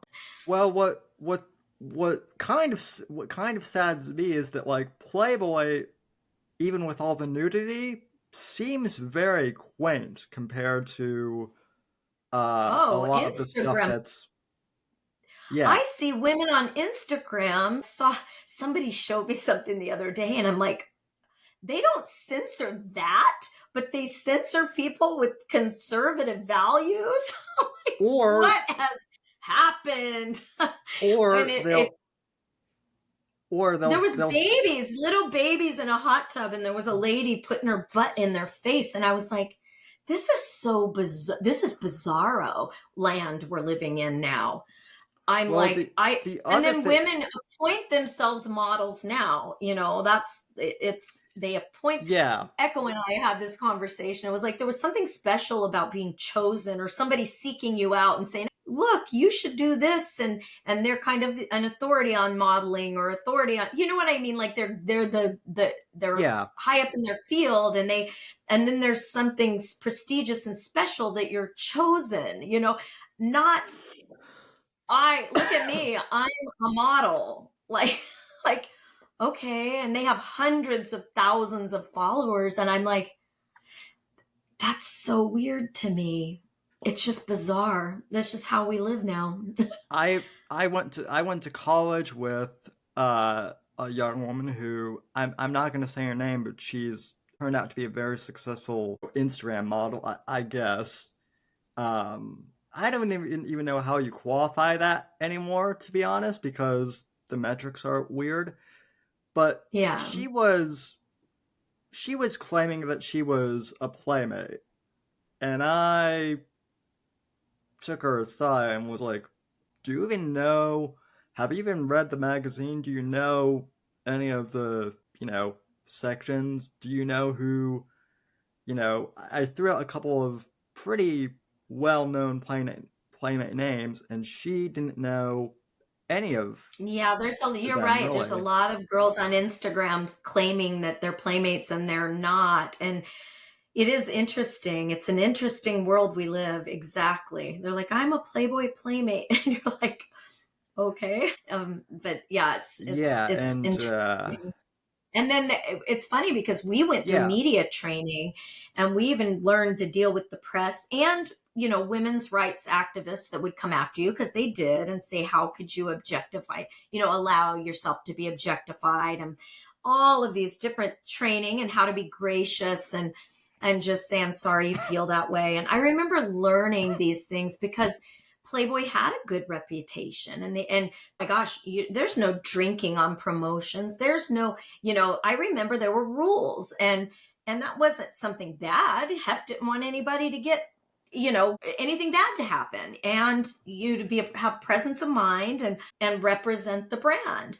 And so a lot of playmates would get in trouble, rightfully so, if they were doing things that were questionable or because it didn't reflect the brand. He didn't like Jerry, maybe he would have interviewed Jerry Springer, but he doesn't want the playmates acting like Jerry Springer. right. There was a certain etiquette. I don't think that there's anything wrong with that. I think it's nice to learn that etiquette's important and how to have manners and make sure. I remember because I had never traveled the way you travel with Playboy, and they even taught me, make sure you tip the bellman, make sure you tip, and they would tell you how much, it was things Wow. like that just, I don't know if people even realize that. I wish I could find my media training, how to talk to the press, how to present yourself. You always had to look nice when you went out and not dress skimpy. Like you could dress kind of sexy and classy, but they even went through that. You didn't want to look trashy. There was a difference between trashy and, it got a little more lenient toward the end, Sure. where but Hef was pretty funny about that he wanted the girls to look it was cocktail dresses in the evening for, if we were doing events or whatever. Anyway, it's funny to look back at these things. You would be amazed. I mean, I'm sure you already know a lot of them because they're all over the internet. But just the stereotypes that have been perpetuated about Playboy, that he that have slept with like every single playmate. That was No, a big that's a one lie. for a long time, and then they try to say, Oh, well, no, I used to. I would be Yeah. asked that, and I would always be like, "Oh my gosh!" They're like, "We to be a playmate, you have to sleep with Hef." That was the rumor, right? And I Yeah. remember being terrified even to get my photo taken in the first place. But I remember thinking that's scary. When someone said that to me, I go, "I don't think so. He didn't act that way to me." So that said, um, I think that the women in his life had to have been the ones that were very attracted to him, and he was it was a mutual Yeah. thing, but it was not. And I know hundreds of girls that of course didn't sleep with them. I would have never been attracted to him. I was never, well, he was married at the time anyway, so that was awesome. I don't think maybe I would have posed if it was as crazy as the mansion had been. It was a family home when I went in. I loved Kimberly, still do. She's awesome. And they had, Marsden and Cooper were babies when I first posed for the magazines. It's so funny, that rumor. That was one of the reasons why when I watched a certain series on A&E, as soon as one of the women said, and she was bitter, you could see it. She wanted to be Playmate of the Year. You could see it. She kept bringing it up. It bothered her that she never became Playmate of the Year. And I knew she was a liar, and I couldn't believe anything she said after she said she said it just like this, every Playmate of the Year, for them to be Playmate of the Year, had to sleep with Hugh Hefner. And I'm screaming at the TV. I'm like, I can't. Why am I torturing myself? You're making us all look bad. I didn't sleep with Hugh Yeah. Hefner. I didn't. That's not why I got Playmate of the Year. I'm like, gosh. And then I watched another thing, and this girl was saying, and I'm protecting people's privacy, but they made up a whole lie about someone I knew, and I knew she was a horrible person. She claimed rape and everything else. She was a horrible person. Not all playmates are great. And then the girl says, and she should have gotten Playmate of the Year. And I'm thinking, I thought that girl was going to murder me. That's how evil that girl was. And you're making her look like she was some sweet person. Whoa. So a lot of lies. And what makes me sad is, it's not opinion, it's lies, because this is personal to me. Now, nobody will know this because it's opinion. It would be but it's not opinion. It's my personal life. I have experience with these people. I've experienced personally, whether you believe me or not. How sad is that? No, I never slept with Hugh Hefner to be Playmate of the Year, but people lie. So I'm like, but they'll think I'm lying. How sad is that? So it angers me that they can put certain things on television now and people take it for the truth. Because some of these documentary series, yes, it diminishes our little celebrity we had, and that's sad, because playmates are prestigious. I think that there's some fun to that, and some awesome playfulness, and Yeah. and things that I want to look back on and be proud of, and be as fond memories. And now you have people just making it like we all slept around and slept with Hef and were prostitutes. Nothing could be further from the truth. I know some of the classiest women, even Playmate of the Year, that was, virgins. I'm just being honest. Right. Yes, they Yeah. bared their body, but they had never even slept with a man at all. Me and she was beautiful. But anyway, we were laughing about it because she's like, when I posed as Playmate of the Year, I was a virgin. Yeah, sleep with Hef to be. No, not even at all. He actually, it would never cross a line. That's what I mean by that. Personally, that's my personal experience. But Yeah. I can't imagine his character would change that much. You know what I mean? Like your character changes for one person to the other. I know we change a little bit for people, but not that much. Well, Anyway, I'm just I thinking mean, of some of the things I've heard. no. I've been podcasting for 16 years now. I mean, I've been in Oh media, my gosh, Sam. the vast majority of my entire life, and mostly self-taught. But you pick up on.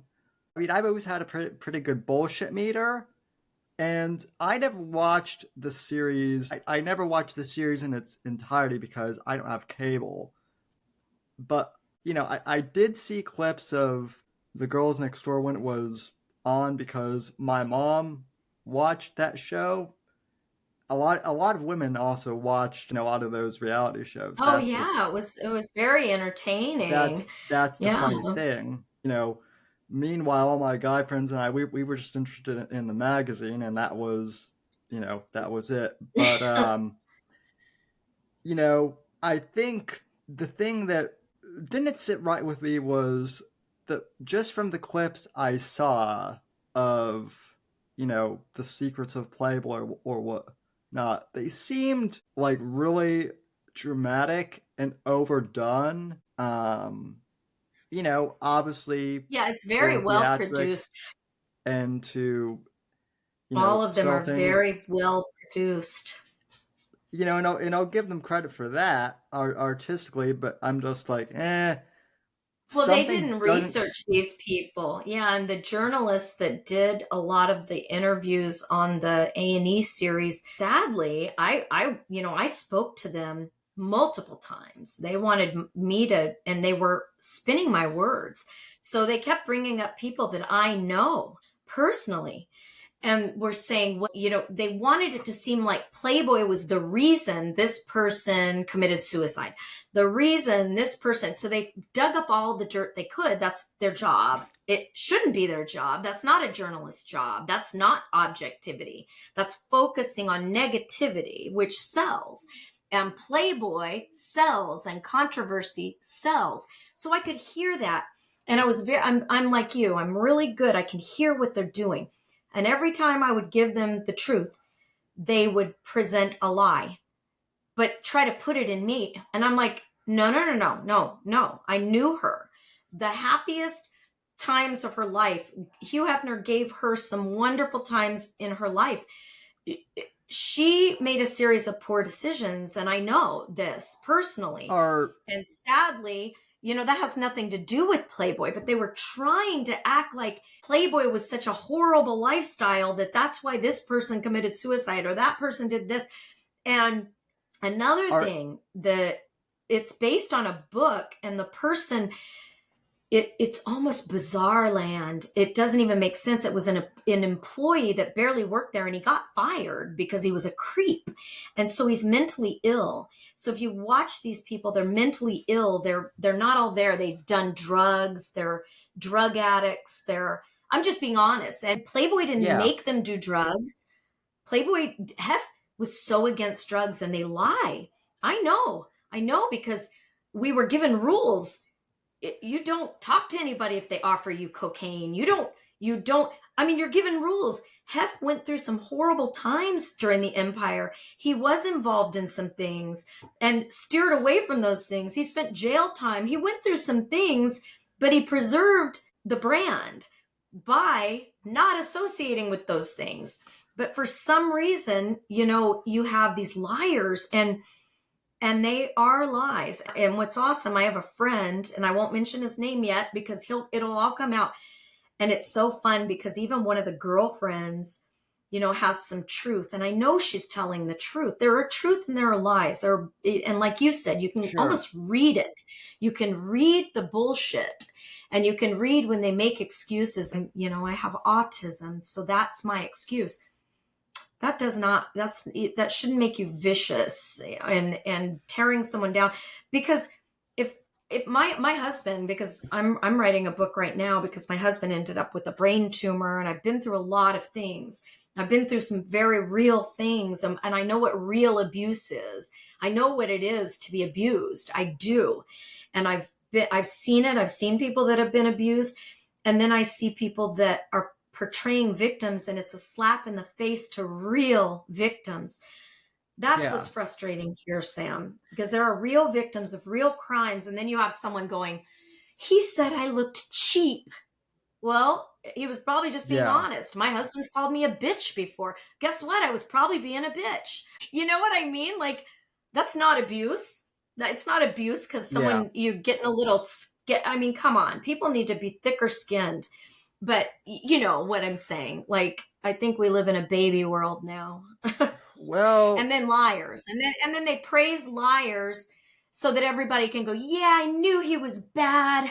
I knew he was awful. I knew every Playmate of the Year had to sleep with them. And then it reflects bad on people that were just, I posed for the magazine. Everything was great. It was awesome. I didn't see anything bad. I saw a beautiful wife of a man and two adorable kids and a family home. That was my experience. And then you have somebody, I will bring this one up. So the guy says that he was in the grotto. Well, everyone knows that if you're a valet parker, you are not allowed to go in the grotto. You're fired if you go on the grounds and spy on people. And he says that he saw Hugh Hefner. This is disgusting, by the way. And I know it's a lie. I know for a fact it's a lie. It said that he saw Hugh Hefner sodomizing a woman that ended up being Star 80, beautiful. I can't think of her name right now. They did a whole story they keep doing stories on her and they didn't know her. It makes me so sick, and says that Hef was sodomizing. It's so gross. The things, that's disgusting. My brain didn't Yeah. even want to wrap around that. And I knew it was a lie. And then the one lady who had, Hef's personal physician, these are just some of the lies, Sam. His personal physician's daughter, she says she grew up in the Playboy mansion, said she saw orgies going on. Hef would never let children, and he would never have orgies like in the middle of the house. That was not Hugh Hefner. It's like if people were off in the grotto having sex, maybe that went on, but there would never be a kid around. Hef was not, and he had his grounds always covered. So there are all these salacious lies. And I know the people personally that they're lying about. I know people that were there at these, if you get the timeline right, it's so fun what's going to come out. And it's just the point. Even though people are going to believe what they believe, the fact is you need to defend what's right, or we have nothing. That's what I think in America at this point. It's a war of ideology here, and truth versus lies. And there is truth. There's truth. And it's like, I'm so happy somebody's going to say the truth. It's not slander. It's truth. And these people are slandering and lying.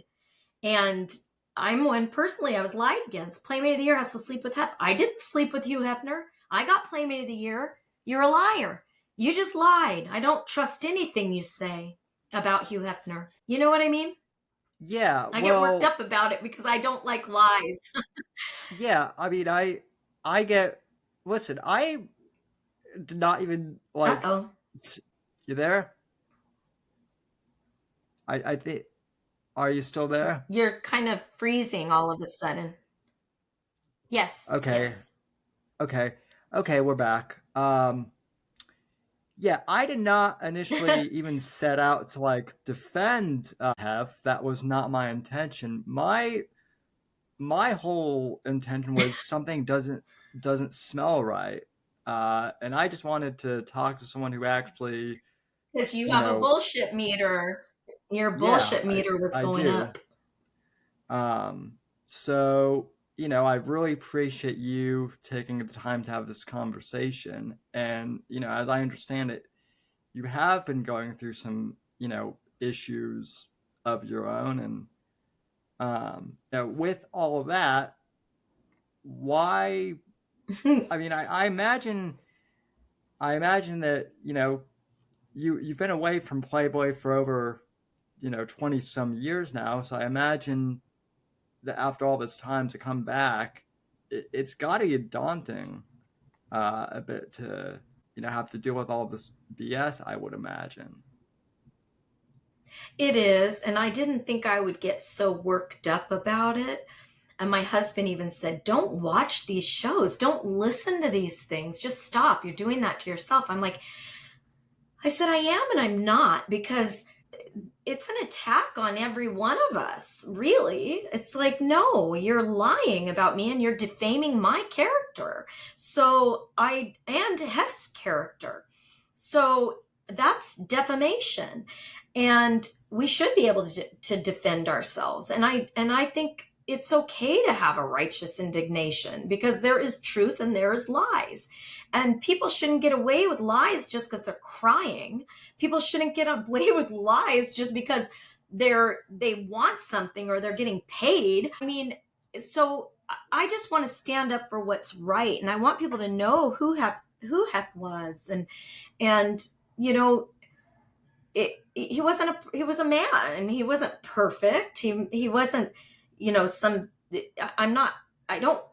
It's not like I worship Hugh Hefner. I worship God, and Right. but I'm hurt that so many people are believing, because certain people have certain powers and are able to be on television or are able to get things out there, that a lot of people are being hurt, including his own children, including his ex-wives, including his, you know, ex-girlfriends that loved him. And so there's a documentary that'll be coming out that refutes step by step the documentary. And I'm excited. Step by step. I Well, can't say what it is or who's producing it. They're still, but each interview, they're able to get a real story and show you how things are spun, and you know, and how some people paint themselves as angels and paint themselves as victims and paint themselves as just, you know, the loudest, what do they say, the squeakiest wheel, whatever. There's so many sayings. The loudest yeah, can, the emptiest cans make the most noise, the emptiest, you know. And it's yeah, people that loved Hef, that were his friends, that were there a lot, that are going to give the truth. Even one of his girlfriends that was in the bedroom with the people that were saying things, and then it's just kind of funny. I heard things. It was fun, Sam, and I don't like gossip. Don't get me wrong. Like, I think all of this is silliness.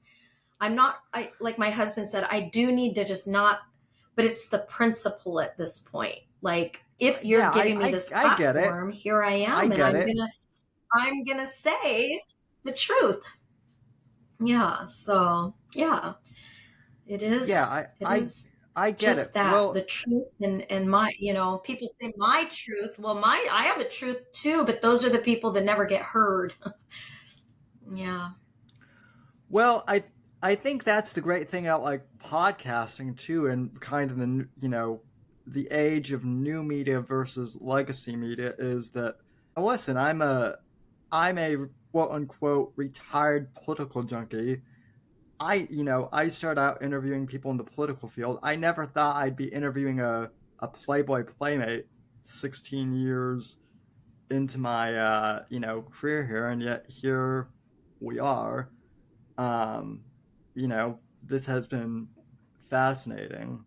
I think it's Um, a study. I really think it's an interesting and case study, and that people could learn a lot from this man's life, believe it or not, the good and the bad. It's very yeah, fascinating.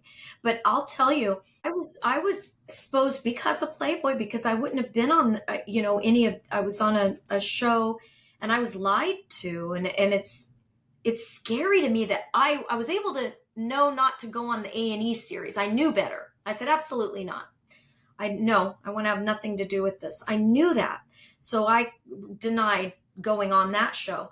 Thank goodness, because, you know, I know a few people that they'll tell you they took hours and hours and hours and hours and hours of interview and only did a soundbite, soundbite to push their yep, narrative. So that's terrifying. Well, and what's funny is I was like, yes, I was able to see through that. I was able to dodge that. And then when I watched it, I was like, I knew it. I knew it, when they were all lying, and they had mentally ill people on there. And I'm like, oh my gosh, I'm so glad I figured that out just talking to the journalists. And then I don't even think they should be called journalists. I call them propaganda. They may as well go yeah, make shit up. And then I was called, and then the other person got to me, and it was bizarre. And it's funny because I'm so excited. I've told two people this on, I have probably 2 hours, hour 45, that I recorded, so that they're going to say I broke contract, even if I ever accidentally mention this producer. They lied and told me she had nothing to do with it. Nothing to do with it. I said, promise me. And then they promised me that this person was dead, that they were going to ask me questions about. I was completely honest in everything that I said. And what's funny is I always share the gospel, because that, I always feel like if God puts me in front of a camera, that's my job. That's why Hollywood will never accept me. But that said, I even shared, it even made me cry at one point, because when they interview you like that, they flew me to Ohio and interviewed me, and they spun everything anyway. And they only took the pieces again. But I really thought, okay, after talking to this person for an hour and 45 minutes, at least they'll get the truth. We're not going to talk about certain things they didn't want to talk about. I did figure that out, but they still lied to me. And I was like, you can't trust anything. And it's so well produced. It's so well produced, and it's not true. So now when I watch true crime, I love true crime. I always see, is it going to benefit the victims? Is it going to honor the victims? Is it going to help somebody? And is it real 911 calls, real recordings? When you get that, you pretty much have the truth. When you get real recordings, the real people, but when they have secondhand accounts and someone narrating that didn't know this person, that's forming opinions and feeding the audience opinions, that's what's happening. That's what's happening more and more. And they're produced so well, we watch them and we believe it. But if I didn't experience this myself, I would believe it too. Do you know what I mean? I would be like, if I hadn't posed for Playboy, if I didn't know Hugh Hefner and hundreds of people that knew him and worked for him for 50 plus years, or done the Bunny Chronicles, and I learned these things, I would believe it too, because it's so well produced. I would be like, wow, he did that. They did that. I would believe it. So we're living in scary times, because that's just one person. This is just one company. This is just, imagine how much they do this, Sam. I'm terrified. It's like your book, The Fourth Estate. It's all, we don't have a fourth estate. We have a propaganda. It's like whatever they want us to think, they can just lie. Now I don't believe anything anymore. Now I'm like, I really don't watch the news or anything. I'm like, these aren't journalists. They're not journalists. They're spinners, narrative spinners, and propagandists. And I'm like, it's nuts. That's why we need more and more podcasters like yourself. Well, I appreciate it. That's that's one of the best compliments and endorsements I've gotten. So I'll take it. Yeah, and I mean, I'm an English major, and people kept saying I should go to journalism school, but the thing about journalism school is now they don't teach you to be journalists anymore. They teach you to be activists, and yes, exactly. It's unfortunate. It really is, because there's no objectivity. So you think of people, they're looking through a lens like #MeToo, like Black Lives Matters, like, and the premise is good. Of course, racism is horrible.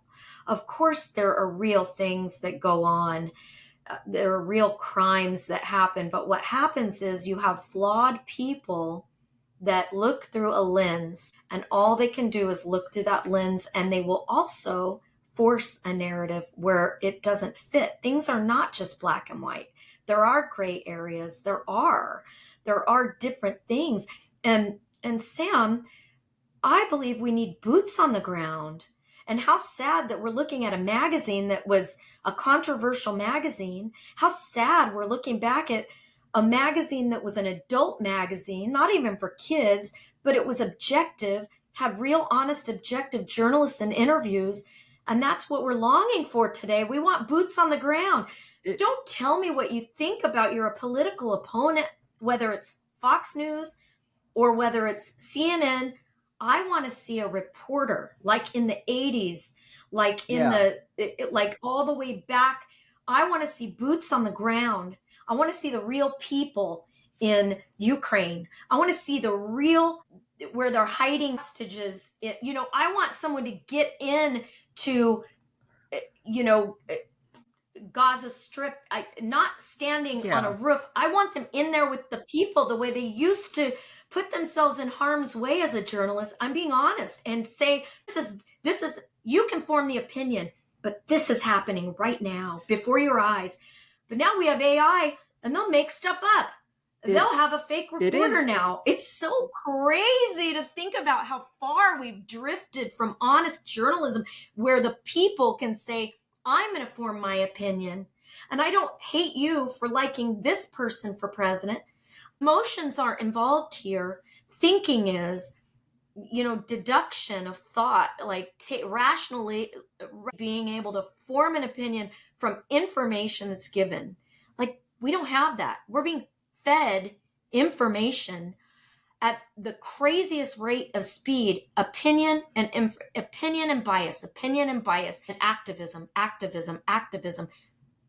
There's nothing more dangerous than what's going on. Nothing more dangerous. yeah. We're losing our freedom. We're losing our country. We're losing all of.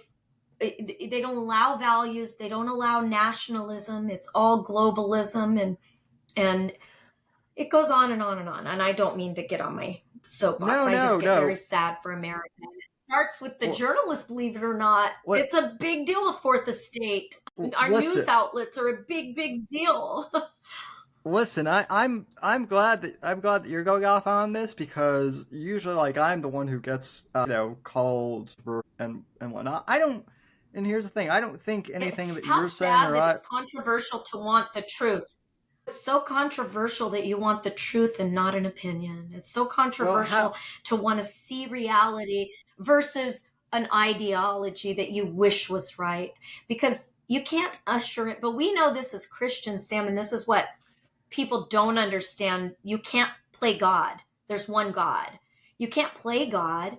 You can't force what you think is, you can't even force morality. True freedom, you don't enforce. It's separation of church and state. That's Yeah, freedom. There's all these things, and they're afraid of. You have people on the left that are afraid of the.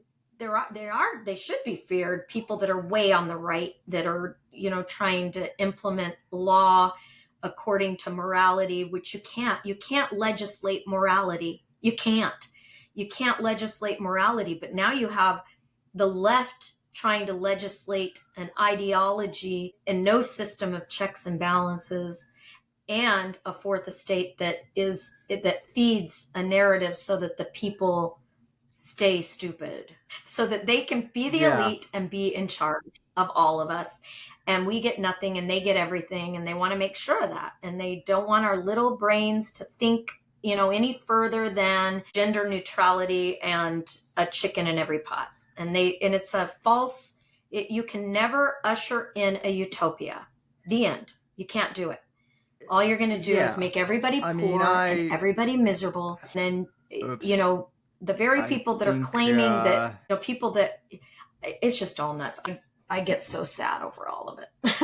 I don't want to, yeah, I, and people argue and they get upset and they don't listen. And oh my gosh, she can't say that. Why can't I? Why can't I say that? I used to have people on Facebook shut me down, and they would have a long thread arguing. And I used to debate. And then I finally said, you can't debate with people that are subjective. You can't debate yeah, with activists. You can't debate with an ideology. You can't. There's no open thinking. There's no thoughtfulness. There's no do you know what I'm saying? They see through one lens. They can only see through that lens, and it's not yeah. I objective. know. That's all. Yeah, I know exactly what you mean. You know, I do know that you know, things are kind of in dire straits right now, but I'm also optimistic that there are people who are willing to have conversations and who are willing to stand for what they believe in. And listen, I know. We have to, Sam. We have to. I used to be quiet.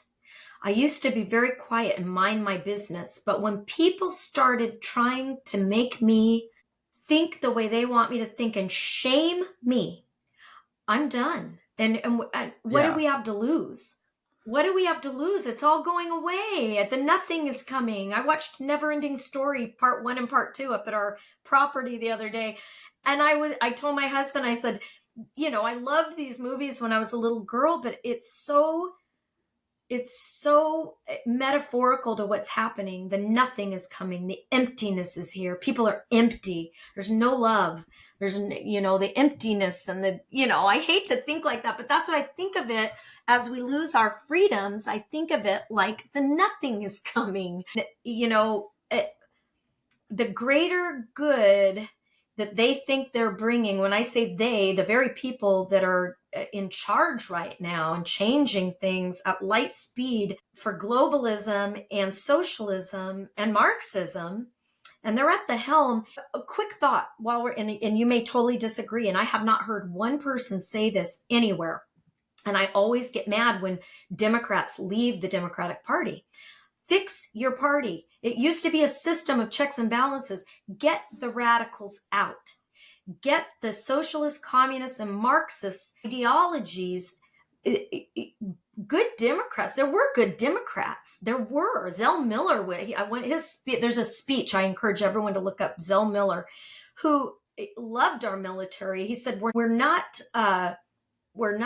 occupiers. We're liberators." That's what our military in the past has done for where there's a dictator, where people are suffering, and you can't allow it, because where America is free, America is great. Nationalism is a beautiful thing, and we need a system of checks and balances. And if you stand for certain principles, like a strong, solid military, if God forbid we have to defend ourselves, you have, so that there's not too much power on either side. That's why you have a Congress, and but we're getting to a point where it's almost like everybody thinks there has to be a good guy, there has to be a bad guy, like the movies. We've become Idiocracy. Yeah. If you watch Idiocracy, we are there. Oh, yeah. It's like people are so stupid, they don't even know how to, you know what I mean? They don't know how to think. They don't know what things are. And then you have, because the Democrats have made such poor decisions in, dummying things down for equality, you have a lot of people in positions of authority who have a lesser education. I'm just being honest. A lesser education. They come from not even, almost like they're not civilized. And if we're not civilized, that's what makes every great nation, is civilization, and being able to have open dialogue, and being able to agree to disagree, and having gentlemen, and having, there's got to be a system of law and order, and certain people shouldn't be able to get away with things just for power, and just because you feel sorry for someone. That lowers standards, and you want people to rise to be the best that they can be where they are. Sometimes it's not becoming some high, you're not supposed to serve, you're not supposed to, and that's okay, but know where you stand, have objectivity. And I think because of the sound bites and social media and all of the things that we have being thrown at us, people aren't able to think rationally. They're not able to form opinions. Instead, Yeah. they have ideology, and that it's so dangerous, and on so many levels. I'm scattered with it, because it's so much that could be fixed. And so I hear, I'll watch, just for fun, I'll watch CNN. Then I love Newsmax. I'll watch Newsmax, but it's still bias and opinion. Even though I may agree with one of them more than the other, it's still bias and opinion. You still don't have boots on the ground. You're still telling me how to think, instead of having me say, okay, that's a value I agree with. I like that value. I may hold on to that value. That's what makes a civilized society. Not, you should feel sorry for yourself because you're part of systemic racism. You should feel this way because you should feel sorry for yourself because of this, or you should, you're owed this because of this. How weak are we? Like, Yeah. go to another country. I'd love to send all these protesters that are standing up for something they know nothing about. All eyes on Rafah. And I get it. It becomes emotional. You see a dead baby. You know that Ismail Haniyeh, the head of Hamas, do you know anything about Ishmael? Yeah. Yep. Ishmael Haniyeh, the head of Hamas, he has a 4 billion net worth. So here you have the head of a terrorist organization. Outwardly so, they rape women, they cut babies' heads off for real, they sincerely cut heads off. We are infidels. They absolutely go against homosexuality in the Muslim world. Whether they're radical Muslims or Muslims, they completely will kill their wives. That's in the Quran. Read the Quran. I also suggest everyone to read a book called The Islamic Invasion. It's a very good book.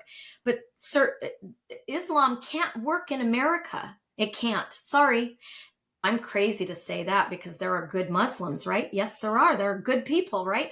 But an ideology like that America would not exist. I hate to tell you, we would all have our heads cut off because that's what the Quran says. And I know Muslims that I love that would, they get upset when I say that. It's the truth. Read your Quran. Maybe you should read it. I had to have my face covered. But you have all of these young, radicalized people on campuses right now. And the reason it makes me so sick is because the only freedom in the Middle East is Israel. Without Israel, they allow Arabs, Muslim Arabs, to function in their court systems under a system of law very similar to ours. It's the only freedom they have. So I would love to take these college students, and including my friends in the entertainment industry that are posting all eyes on Rafah, all eyes on Rafah.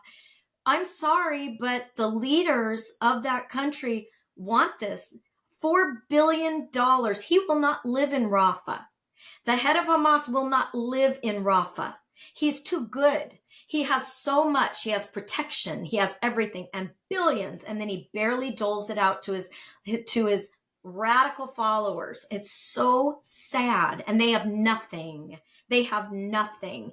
And if you sent these protesters there, they would have nothing and they would have no freedom. And the fact that they're, eat the way they eat, walk the way they walk, that they're making a choice to be a homosexual or gender neutral, they would be completely murdered because that's a murderous religion. They murder you. They kill. They're full of hatred and bigotry beyond any other religion. And the radicals are so far. October 7th, do these people none of them posted anything about that very real attack that Hamas attacked them, and Israel's defending themselves. And the truth, and this is boots on the ground. If we had boots on the ground showing you, they hide their women and children in the targeted areas so that they can show it on the news. They hate their own people. They hate their own people. And then we have Americans posting on Instagram, dead babies. God forbid, it's horrible. But Israel has to defend itself. It has to defend itself and get the hostages. Nobody understands these things. And it makes you so sad because you have a propaganda machine for the enemy. It's all we have. And then you have idiots. They're giving money to a terror organization, including our own government, to allow its own people to be killed because they don't care, so that the world will feel sorry for them. And the only comfort, I told my friend who was posting a picture of a dead baby, its head was off, it was blown off. It's horrible. By Israel. The only thing I said is, my only comfort is that babies go straight to heaven. Children go straight to heaven. And this person doesn't know that, so I didn't tell them. They don't believe in Christ like we do, but those babies go to heaven and they won't grow up to kill each other. That's it. And that's God's grace. Anyway, I know that is so controversial and it shouldn't be, but whatever. Listen, I like the fact that you're the controversial one and not me, because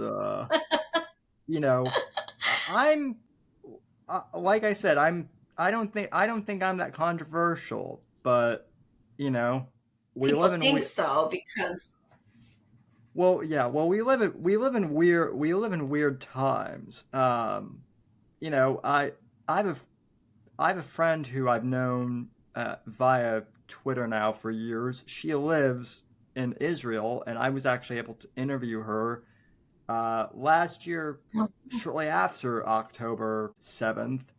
And it was. I'll have to send you. I'll have to send it to Hmm. you. It was. Yeah, I'd love to listen. I'd love to listen. It was pretty. And what she had to say, just from the point of view of a civilian, Israeli. and yeah, and as a mother. Hmm. And is Israel perfect? No. Have they made Mm-mm. mistakes? Yes, but warfare is warfare. And if we're gonna hate, if we're gonna criticize Israel for what they're having to do, then we also have to criticize Hamas. You know, and the other thing, and I know this is controversial, but I'm sorry, I don't want Americans, involved in Mm-mm. the war if we can avoid it. Yes. I know that your daughter and I are the same age. Uh, we were both kids when 9/11 happened.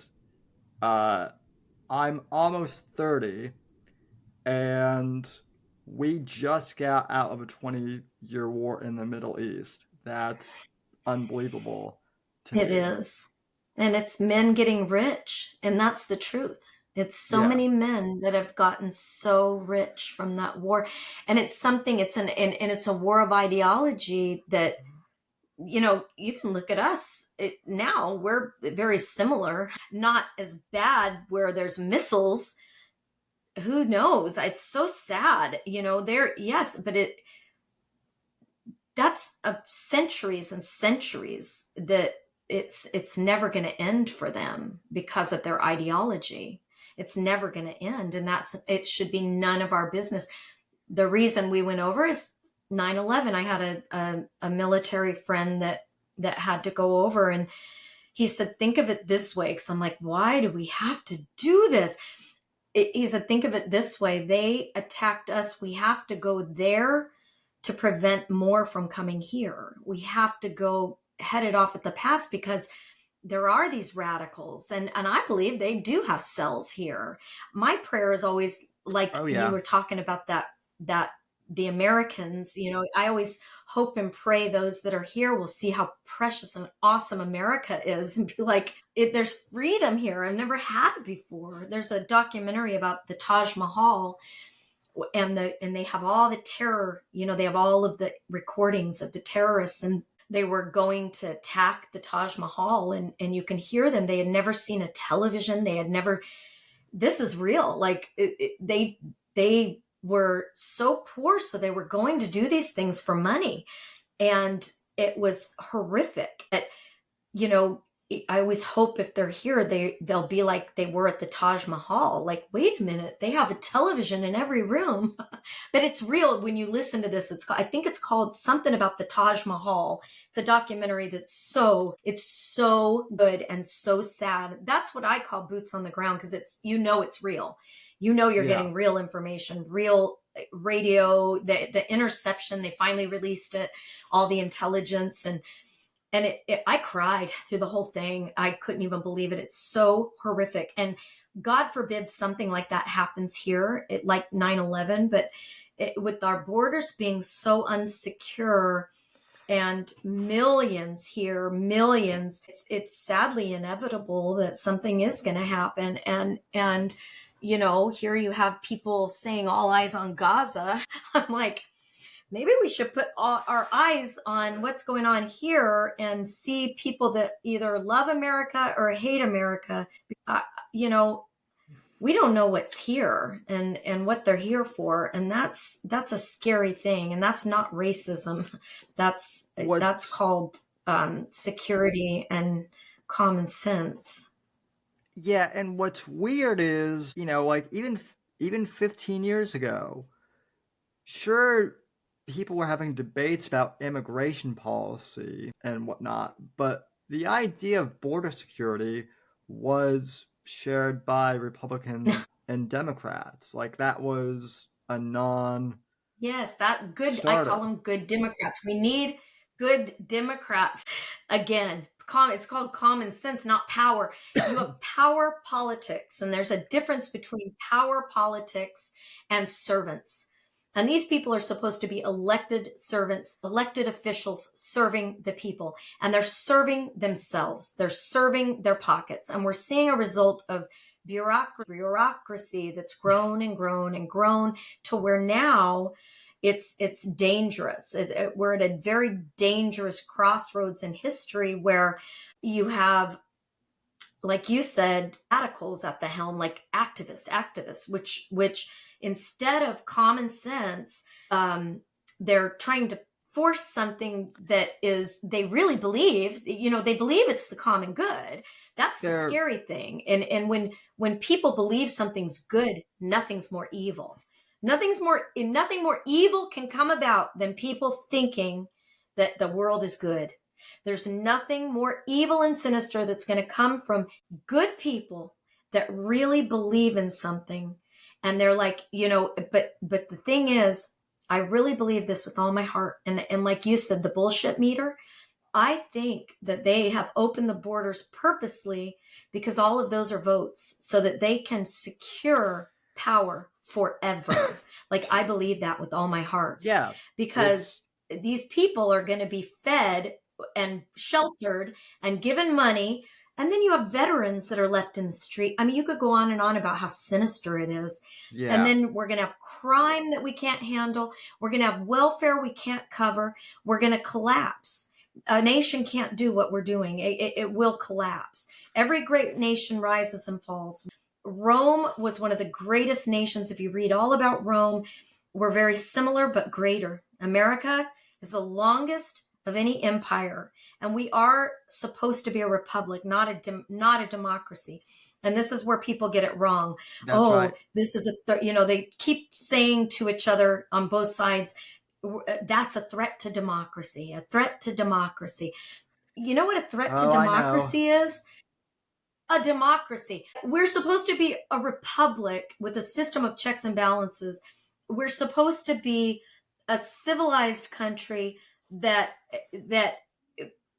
law and order is important, but what happens with a democracy, you end up with the stupidest people, I'm being honest, the dumbest human beings at the helm, and they end up being dictators. You end up with thugs at the helm of every democracy. A democracy doesn't work into history. It's being dissolved before our eyes because it's not a democracy. You have the most powerful people, and I don't mean to be mean, but they're not enlightened people. They're dumb people that think they're smart. They're arrogant dictators, just like every dictator. They think they know the common good for the people, and the people are stupid. They're no longer servants for the good.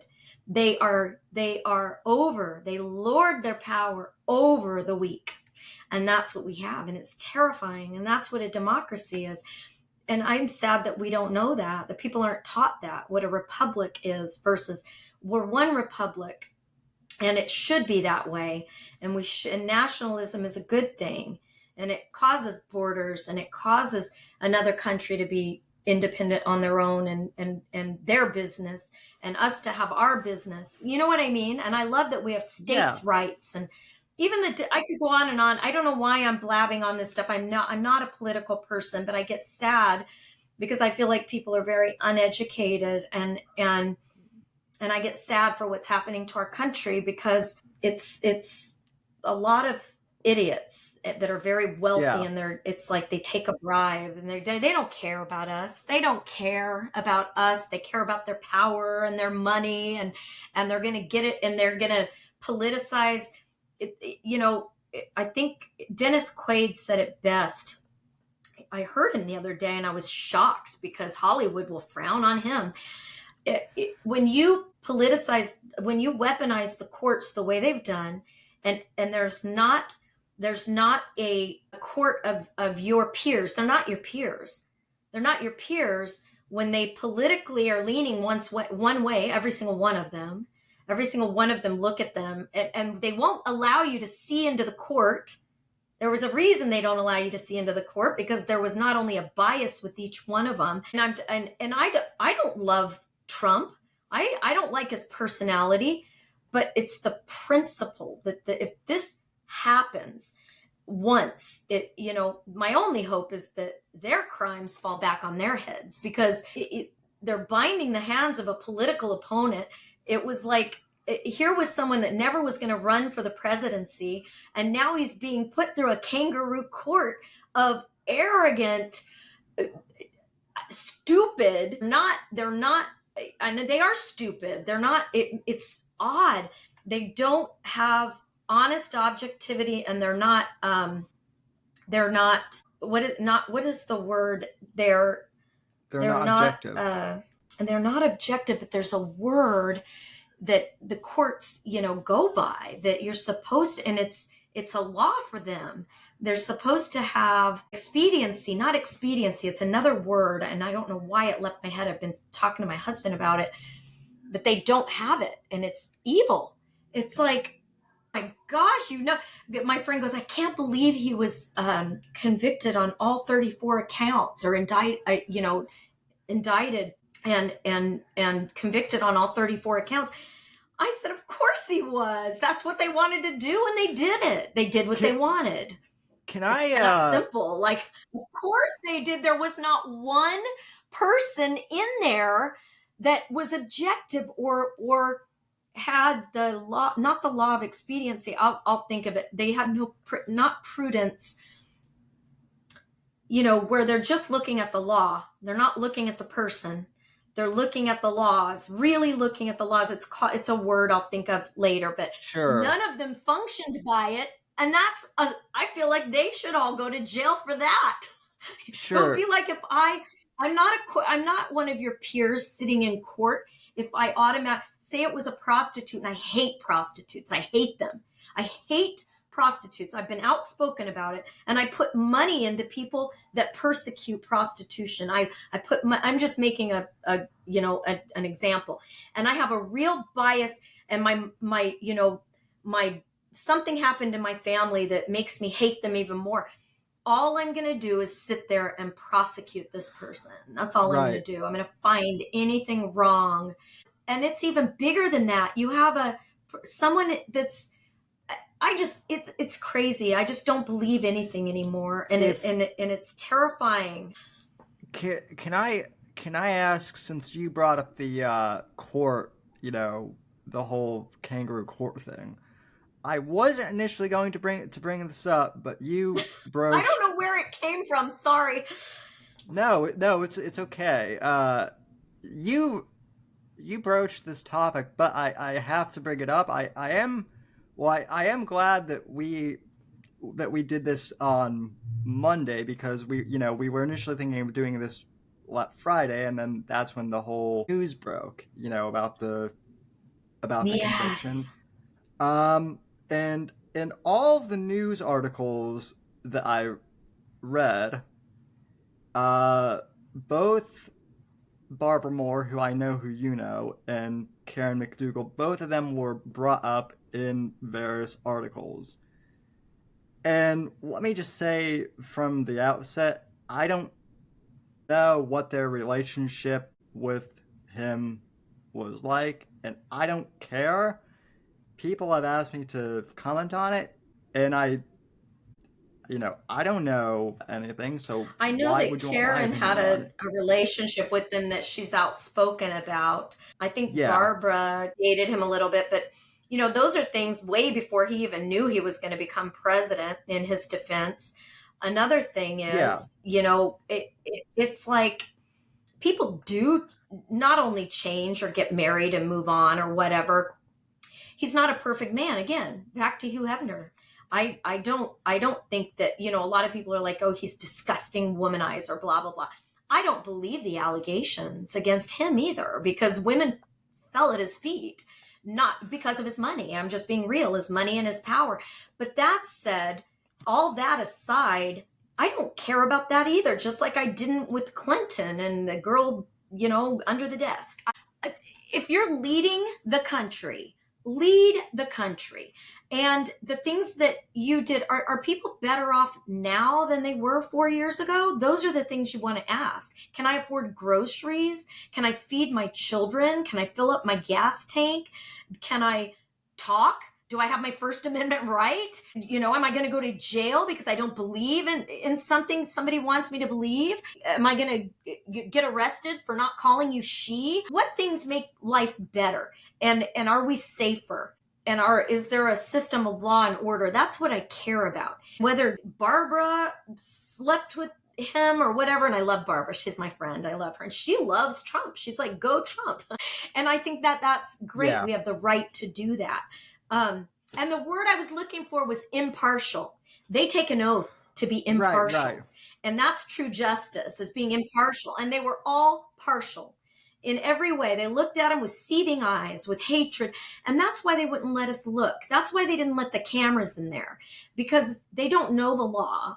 They feel stupid. And I believe that. I believe we should have been able to see in. But then there are people that believe something or want you to believe it so bad, they're going to parrot things and parrot whatever without their own thinking because they hate him. It's almost an irrational hatred. And hatred spreads like wildfire. And hatred is fun. And hatred, I know that sounds gross, but it's true. It's part of the lust pattern of our sin nature. It is. Hatred is fun for people. It makes them feel good about themselves. When someone is suffering, they feel great. It's evil. And that's not justice. Justice looks at, even if you don't like someone, it looks at the law and it looks at the behavior, not of their past behavior, which makes no sense. It's none of our business what he did back then. It's our business about what's happening in our country and who's going to lead it. Who's a good leader? And I want a leader. I don't want a mush mouth, ice cream eating retard.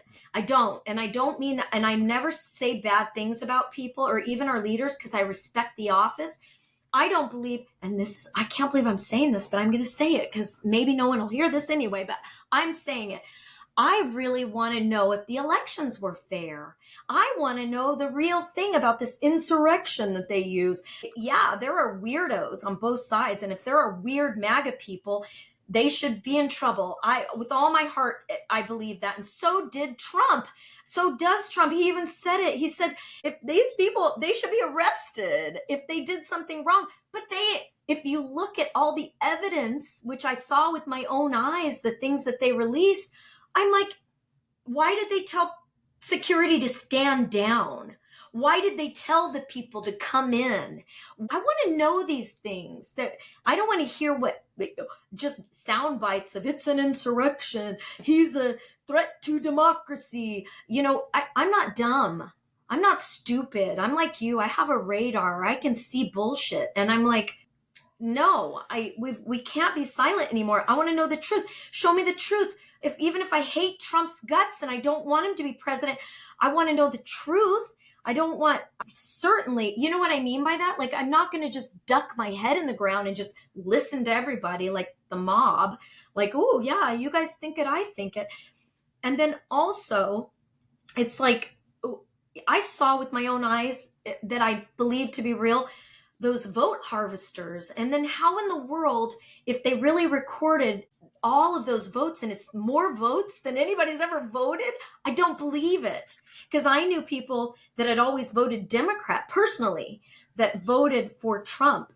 So all of us really thought he had it. I mean, when you saw all the people. So I do question that. And that's my American right to question. Yeah. I feel like we should have paper ballots and whoever wins. I get that. But I just, in my heart of hearts, don't believe what is at the helm of, the leader of the free world is our leader of the free world. I don't feel like he really is. He's not.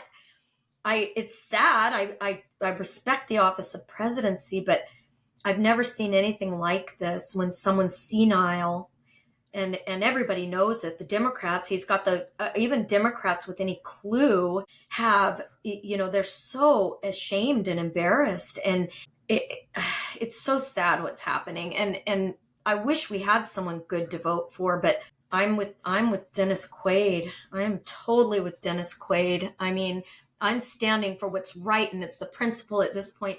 I would rather have somebody who respects good leadership and I think he made a few mistakes during the pandemic, but he's listening to the experts. He's listening to our good military leaders. I think he, as a businessman, understands what's at stake here. And you have far left radicals who hate capitalism, and that's what makes America great. There's got to be a system of checks and balances so that greed doesn't dictate. That's it. It's that simple. But people are afraid of capitalism. But yet they're the very people, you know why, Sam? The human nature. You listen to CNN. I tell people this. The sound bites on all of these far left, they're really activists. They're not journalists. If you listen to what they say, they're projecting their flaws onto their opponent. So that's scary. You keep hearing that Trump's going to round us up and blah, blah, blah, blah. It's like, that's what they want to do. That's what they want to do to the people that don't go along with them. I believe that. I believe that. I believe they're the ones that are like, you shut up, Christian. You shut up, capitalist. You shut up, nationalist. Like they hate that. Well, I actually had this argument with someone. So I'm a bit addicted to Twitter, as anyone who spends any time on there will know. Like I'm constantly on Twitter, and I had this back and forth with someone who was like, Trump's the next Hitler, and Trump's gonna round everyone up. And my response was, we already had one term of him. If he was going to round people up, he could have done it the first go round. He could have done it day one, and it didn't happen. And the rationalization was, he didn't have his structure in place to do so. And it's like, what? How is that? It's bizarro. Yeah.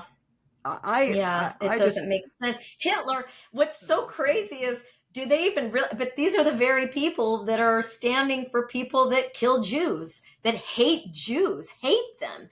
It's so bizarre to me that, these are people that are standing for anti-Semitism, if you look into it very deeply, but are calling Trump, who loves America, was very patriotic. That's not Nazi communism. It's the opposite. They're the fascists. So everything that the far left does, very clearly, this is just objectivity. And I know some socialists that'll tell you, yes, I believe this. They believe in socialism that's not far from Nazism. It's not far. and what's so crazy is they're calling him Hitler. It's like, and that he's racist. Where did they get that? He's again, back to Hugh Hefner. He's one that was friends with Hef. That made black women very wealthy, like put them in business, helped them with businesses, or wanted them to succeed. He wants people to succeed. That's the reality of it. And so where they're coming from, it doesn't make sense to me where they're coming from, Sam. And when they say these things, I'm just like, that is so scary that they think someone that wants to make America great again, which, think of that. That's a beautiful thing, to make America great again, because it's not anymore. I'm just being honest. Like, I look around and we've never had such homeless in where I live, homeless and crime and no accountability. And they overlook that, don't look at that, but somehow they make it racist so they can stay in power. As far as I'm concerned, that's as simple as it is. They stay in power by telling people, that this man's race. It's so weird. He's racist. Like, show me where he's ever said white pride. When has he ever said, it doesn't even make sense. Hitler was vile. He killed 6 million Jews, killed them, 6 million, had them annihilated. Like, how can you compare that? That's almost, well, to me, it is satanic. It's demonic. It's evil. It's from the pits of hell. If you say that American nationalism, which is every color, the melting pot, it's every culture, every religion, that's what America is supposed to be. but we stand for a country that's free under one flag, that's beautiful. Every American, wherever they come from, every race, creed, all of it. That's what he stood for in every sense of the word. And then they shut people's mouths that, especially they don't want to hear an intelligent Black person that loves America. They don't want to, they push the Larry Elders out. They push people who have common sense out and don't want anyone to hear them. Yeah. So crazy, because we have great Americans and they don't look at their skin color. They don't, anything, or disabilities. Nobody looks at that. If you're functioning right with America, you don't. Right. You look at what's fundamentally right, and that should be all of us as responsible Americans. And there are a lot of Democrats speaking out right now about what's going on with weaponizing the courts, because it's coming back to them. You don't want this. You don't want to open this Pandora's box. You don't want to do it. So, a lot of them are speaking out saying that, they're partial. This is not an impartial court. This is not, it's all obvious. And then you have a president that's smiling on the, I saw him grin when they said, what do you think about the verdict? And he thinks it's funny. And that's, nobody's above the law. Neither are you. Neither are you lying. All these people that make up lies. It's bizarre. Or opinion. They go by opinion instead of honesty and being objective and getting all the facts, because they just want the power and want to be right. And none of us should think that way. Anyway, yeah. Now that's my opinion. That's my opinion. Boy, well, if I know, you and want... I probably better let you go. It's already 2:00. I have to feed my dogs. No, it's fine. I've enjoyed having you. I didn't know we were on this long, Sam. It's so fun talking to you. Yeah, likewise. I enjoyed having you. And you're welcome back anytime. I love this. Me too. This was fun. And I guess one last question I have is do you have anything you'd like to promote, or anything I'd like to what? To promote, or where can people find the Bunny you? Chronicles. We haven't been real consistent. I ended up with breast cancer, and that kind of threw us for a loop. But anyway, yeah, the Bunny Chronicles. It's on most platforms. What else? I don't have very many followers on Instagram. My original Instagram was hacked a long time ago. Let's see. But you could go to, I have 3 different ones now. I have my Corinna Playmate of the Year one, my Corinna Harney one, and my Harney Jones one. Ridiculous. But then I have my Facebook, Corinna Harney Facebook. And a movie that we're still finishing, but I may as well plug it. It's going to be called Vegas Bloodbath. It's a crazy slasher comedy that I'm playing a former iconic wrestler, and she goes on a rampage. So anyway, silly, fun. And then, gosh, I don't know how many followers you have. I should just go start a GoFundMe and tell them to give me money. Just kidding. I'm totally kidding. I don't have anything really to promote, Sam. No. Well, I always like to give my guests, an opportunity to do so. Thank wow, you. this was a way, longer and deeper conversation than I thought it would, but I love it. I'm here for it. I'm sorry. No. I love these, conversations, and I'm gonna post the whole thing. I find it. I know I didn't tell you this, but the name of my podcast network is called Right to Offend Media, and it's awesome.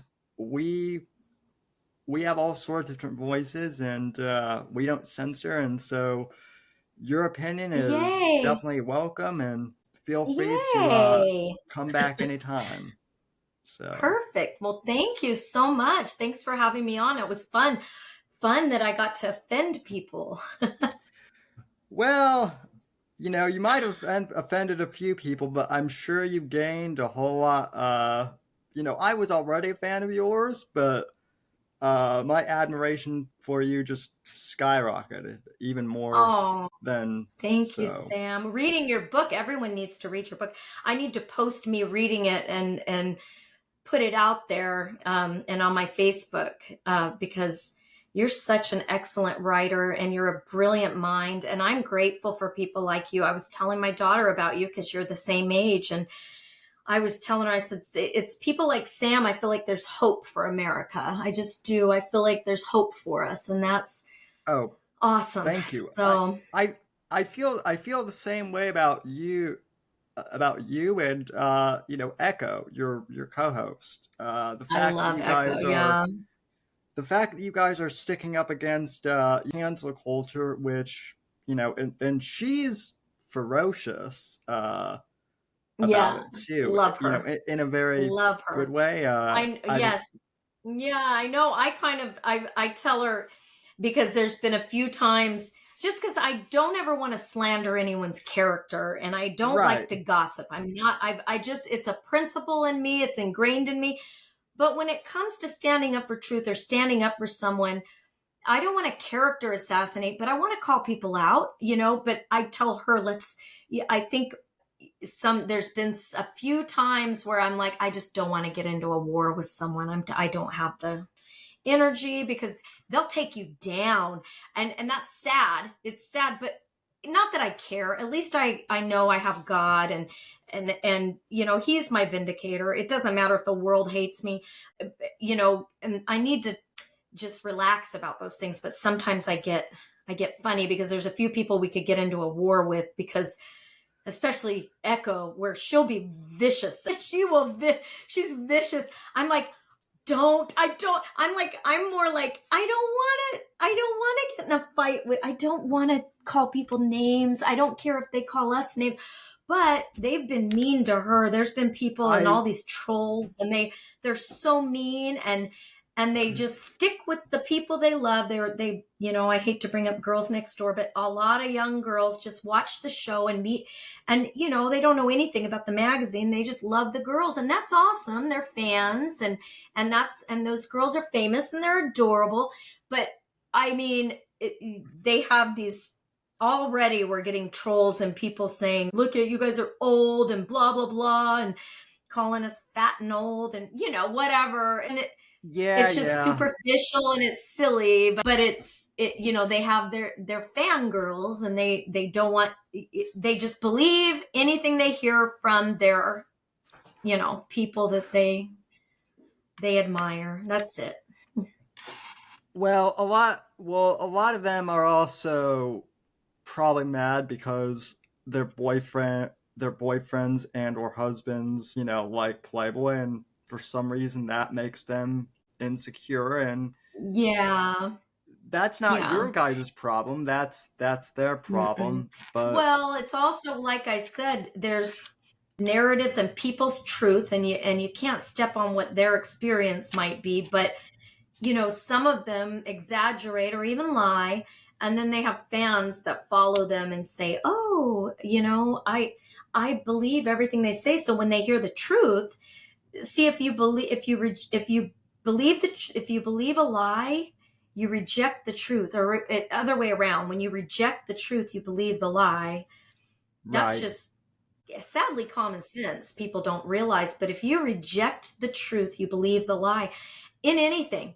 And a lot of these people, they already reject the truth of anything and then they believe lies, and sometimes you're part of that. That's what's crazy. If you're in the public eye at all or on a podcast at all, you're going to be the brunt of attack. It is what it is. You're going Yeah. to have people that believe, you know they don't want the truth, or they have their own truth. Everybody always says it's my truth, but what's truth to you? If I Yeah. had an experience that goes against your truth, that's not truth, that's a lie. You know what I mean? And then these young girls that are listening to these liars, and they are liars and exaggerators, and then and manipulators and narcissists, they listen to that, and then the people who are narcissists say that other people are narcissists. That's what's going on out there. It cracks me up. Sometimes I listen and I go, oh my gosh, that's a real narcissist calling someone else a narcissist. And then these young girls are like, I love her. She's perfect. And I know that she's right. So you guys are lying. Hef was a rapist and a this and a that. And it's like, oh my gosh, I didn't even know I'd be defending a dead man here, but here we are, Sam. Yeah, I never thought so either. So, but So it's just, is what it is. But I it was so good being on your show. Yeah, I never thought have to defend the fact that I like women, and there's nothing wrong with that. But here we are. Yeah. It's just you weird times, I guess. You disgusting. You're so gross, Sam, that you find women attractive. That's so weird. You should find men attractive. You should find men that think they're women think they're women. You should find those men attractive only. Yeah. Yeah. When Playboy put that cover out after Hef died, I was like, okay, it's. Well, Hef would have had nothing to do with that. He knew what the hot-blooded American male liked. He knew what the hot-blooded American male liked, and there's nothing wrong with masculinity and a man finding a real feminine woman attractive. Well, that's the other thing is people are like, well, Hef was for LGBT rights, and it's like, well, yes, he might have been, but he was also a businessman and understood his target demographics. This is also he knew what sold that magazine. Absolutely. Well, the Sports Illustrated heterosexual males. Sorry, it was heterosexual males and he had every right under freedom to make a magazine like that and to make all of the money that he made. And no one should take down an empire, which they did by putting, well, for one thing, I have a friend that transitioned. When I say friend, we're not like good friends or anything, but transitioned. And we had a conversation because at least they were objective. Here you go. And she was a beautiful girl, tiny little thing, took hormones, which I don't even, that's a whole other subject, Sam, because I don't wish hormone problems on anyone. All of us going through menopause, it's horrific. Why would you take hormones and do weird things to your body? Our hormones are a big deal. Our hormones matter, and we're made a certain way. So that said, a lot of these doctors are horrible. Aside from being butchers, they're putting hormones in young people whose brains aren't even, because of their hormones, they're not making rational decisions anyway. And in their 20s to give someone hormones. So I have a friend that was transitioning, taking testosterone, turning into a dude, all the hair. But I said, I could be very honest with this person that's about your age. And I said, I said, and I said it in a kind way, because I never want to hurt anyone's feelings, but I said, in a way, you're a liar. And I was still calling her she, that became he. He, whatever, said to me, or not whatever, they want to be respected as he now. So he said, what do you mean a liar? I said, well, are you right off the bat telling people I'm really, I've transitioned from female? And he said, why would I have to do that? I said, because you don't have a penis. Like, that simple. You don't have a penis. That's why. And she said, well, it shouldn't matter if someone loves you. I said, it does. And I said, because if you fall in love or make someone fall in love with you and they think that you're a man and they fall madly in love with you and their whole desire, they want to have a family and kids, and you can't give them kids, and then you didn't tell them up front, if you're a liar. If somebody did that to me, if my husband was really a female and I fell in love with him and I really thought he's it, and even if as a Christian, if you were saving yourself for marriage, and then all of a sudden you're in the bedroom and you're like, what the hell? Like, what? Yeah. It's mind-blowingly wrong. That's a liar. That's a mind F. That is you're basically a liar. You have to tell someone up front to be fair and to be right. Anyway, this same person ended up in an all-male job and didn't even understand the psychology of male versus female, and was never in a No. room of just males as a male. So it came over to because it was my daughter's friend, and was mortified and said, I did not know guys were this gross. I didn't know guys were this gross. I don't know if I can work there. And here with a beard, this little stocky now because of all the hormones, like, deep voice now, but like, I didn't know that guys were this gross. They say the grossest things. They rip ass, they're farting, they're like all these things at this job, like it's an all male, and they're talking about women, and they're talking about things that men talk about in private. And I get that. I mean, I'm one of the guys. Guys are guys. There is a difference between. So I'm like, that's what you get for lying. That's what you get for lying. Now you're in a world you don't, and I pray for this person, because you can't be happy if you're not normal in your own skin.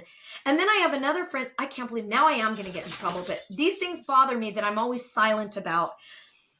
I have a friend that's also a transvestite that has a penis but functions, but tells everyone that it's a female. One, I won't say where I am or who, because then I'm pointing fingers. And I like this person. I respect this person because they make good films, and they don't make films, believe it or not, that are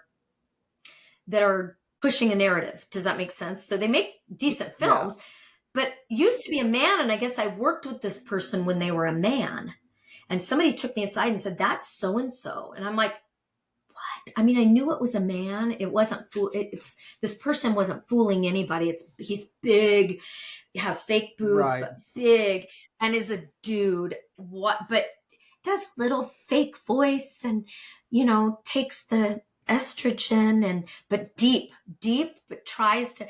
So that said, this person, one female, and I'm a filmmaker, so I think about this. I think about whoever worked their ass off that was born a female. And I think of this with sports that makes me mad. And that's a whole other thing, I know. And then I'll get off of here and leave you alone for the day. But anyway, this person won female filmmaker of the year for my state. Female filmmaker of the year. Now, I like this person, but I'm not going to pretend that I'm happy that a man won female filmmaker of the year. And the only thing because she is so sweet to me. You have to respect that she wants to be she. She's so sweet to me, and I hug her every time I see her. And I know that it's not really a female, wasn't born a female, just wants to be. And I care about this person. I have love for these people. I do. I don't hate anybody. But there's something that has to hurt the person that worked their butt off and did a great job as a real female that isn't pretending to be a female and doesn't get female filmmaker of the year. And they all praised this person and did a big ceremony for this person and stood around this person, and they won it. And they're so proud and outspoken about it. And to me, it's back to my other friend that went from female to male, but not really, because that one has a penis and this one still has a vagina. To me, that you're lying. I would be embarrassed. I would be embarrassed to take that award. Do you know what I mean? I would be embarrassed if I was pretending to be a man and I won, but it's always the men that win. The women don't. The men still win. The women won't. If a woman tries to go into male sports as a woman be pretending to be a man, she's going to lose no matter what. Every sport, a real female, if she's looks like a male or not, is going to lose. Hands down, every sport. Anything a female does in a man's world, even if she tries to pretend to look like a female and gender swaps or whatever they're doing these days and calls herself he, she's still going to lose. She would have won. She's going to lose. She's not going to win in a man's world. She's not going to win male filmmaker of the world of the year. Do you know what I mean? Like, that's real. Gender's real. So I get mad. I sit there and I'm like, why do we have to live in this world? But I'm going along with it because I'm not going to be rude. But if I say this, if I say what I just said, which I've held inside till right now, I am the biggest asshole alive. Nobody else is going to say it. Nobody else is going to say, why did that man win Female Filmmaker Award? Isn't that sad? It, I don't know. it, I just, it, we're living in the upside down. it feels cathartic for me, at least, to hear you say this and whatnot. I mean, yeah. That's because I it's so mean, foreign to us because we're fed that it's wrong to say what as you think. We're supposed to go along with everybody playing pretend. Oh, I'll play yeah, pretend with you. When it used to be a mental illness and they would be, have to get therapy for it. Instead, the therapy is our words. They're going to have to go well, to, if one of them, if one of the people that are so into the gender, neutral swapping, he, she, all of it, they would be triggered by this. The truth, reality, that I'm playing pretend in your world, but in my world, I know that you're really not I know you're not a dude, and I know you're not a woman. yeah, My brain knows it. A little baby knows it. A little kid would notice it, but I'm supposed to play pretend and say, congratulations for winning Female Filmmaker, female. You were born a female. You have a vagina. I'm so happy. But no, you have a penis and you're a big giant dude that can carry a camera around and toss it around and do things better because men are stronger than women. They just are. It just, and I'm fine with that. I'm fine with that. Doesn't, I know some women can be smarter than men, but I think we're different. You know what I mean? yeah, yeah, completely, All completely. right. I better let you go because I said you could probably erase all that at the end about the female filmmaker, but No, no, you just made me think of it. yeah. Well, I mean, I listen. I'm not gonna edit anything out unless you want me to. But I don't think this this person will ever hear it, and I don't think this person will ever hear it. And if they do, maybe they're supposed to hear it. I don't know. I Maybe they'll hate me forever. And I love them. I love people. Do you know what I mean? I yeah, don't hate anyone, but I want to be able to think those thoughts I just said because that's what I think. I don't want someone to hate me for what I think. Even yeah, the the female that turned male tranny friend of mine or whatever they're called, the gender, switching genders, they appreciated what I had to say, the honesty I had to say. And you know what they said? I will be upfront with who I date. Yeah, I think you're right. I never thought of it yeah, that way. So maybe we just need to help each other out a little bit. Maybe my friend will listen to this and be like, I never thought of it that way. I guess that does hurt real females. They're physically not as strong or, don't win a lot of things because women yeah, don't get it. If that's a real thing, Hef used to say that women didn't get a fair shot at business the way men did. He's been in rooms where women are silenced, and I think Trump was the same way. And it's like, no, listen to what the woman has to say. And you know what I mean? Anyway, so yeah. that's my thoughts. Well, we've certainly covered a lot of ground. I think we've just about burnt every sacred cow there is, to the ground, and I enjoyed This will it probably be a personally. 3-part podcast. You'll have to do this in a 3 parts. No, I listen. I come from the Joe Rogan school of 3 hour podcast, so Oh, you know oh, the no whole thing wonder. will This is the longest I've ever been on a podcast. the Wow. whole thing will go up, and I'm sure people will listen to it in segments, but you know I think they'll enjoy it. I know I certainly did. I So did. Thank you. I really appreciate you coming on, Corinna, and I'd love to have you back. And I really hope you don't get canceled. But if you do, we'll. I'll just blame you. It's okay. Uh, You know what's uh, funny? I don't mind. I don't mind. I'm already canceled. So yeah. Well, I have your back, and you have my contact info, so feel free to call, text me, whatever, anytime. So. thank you, my friend. Thanks to the folks for listening, and I'll see you for the live show on Wednesday, which I'm sure will be a lot more low key than this. But until then, God bless, God free democracy and order, and God save this great nation. Thank you. Yes.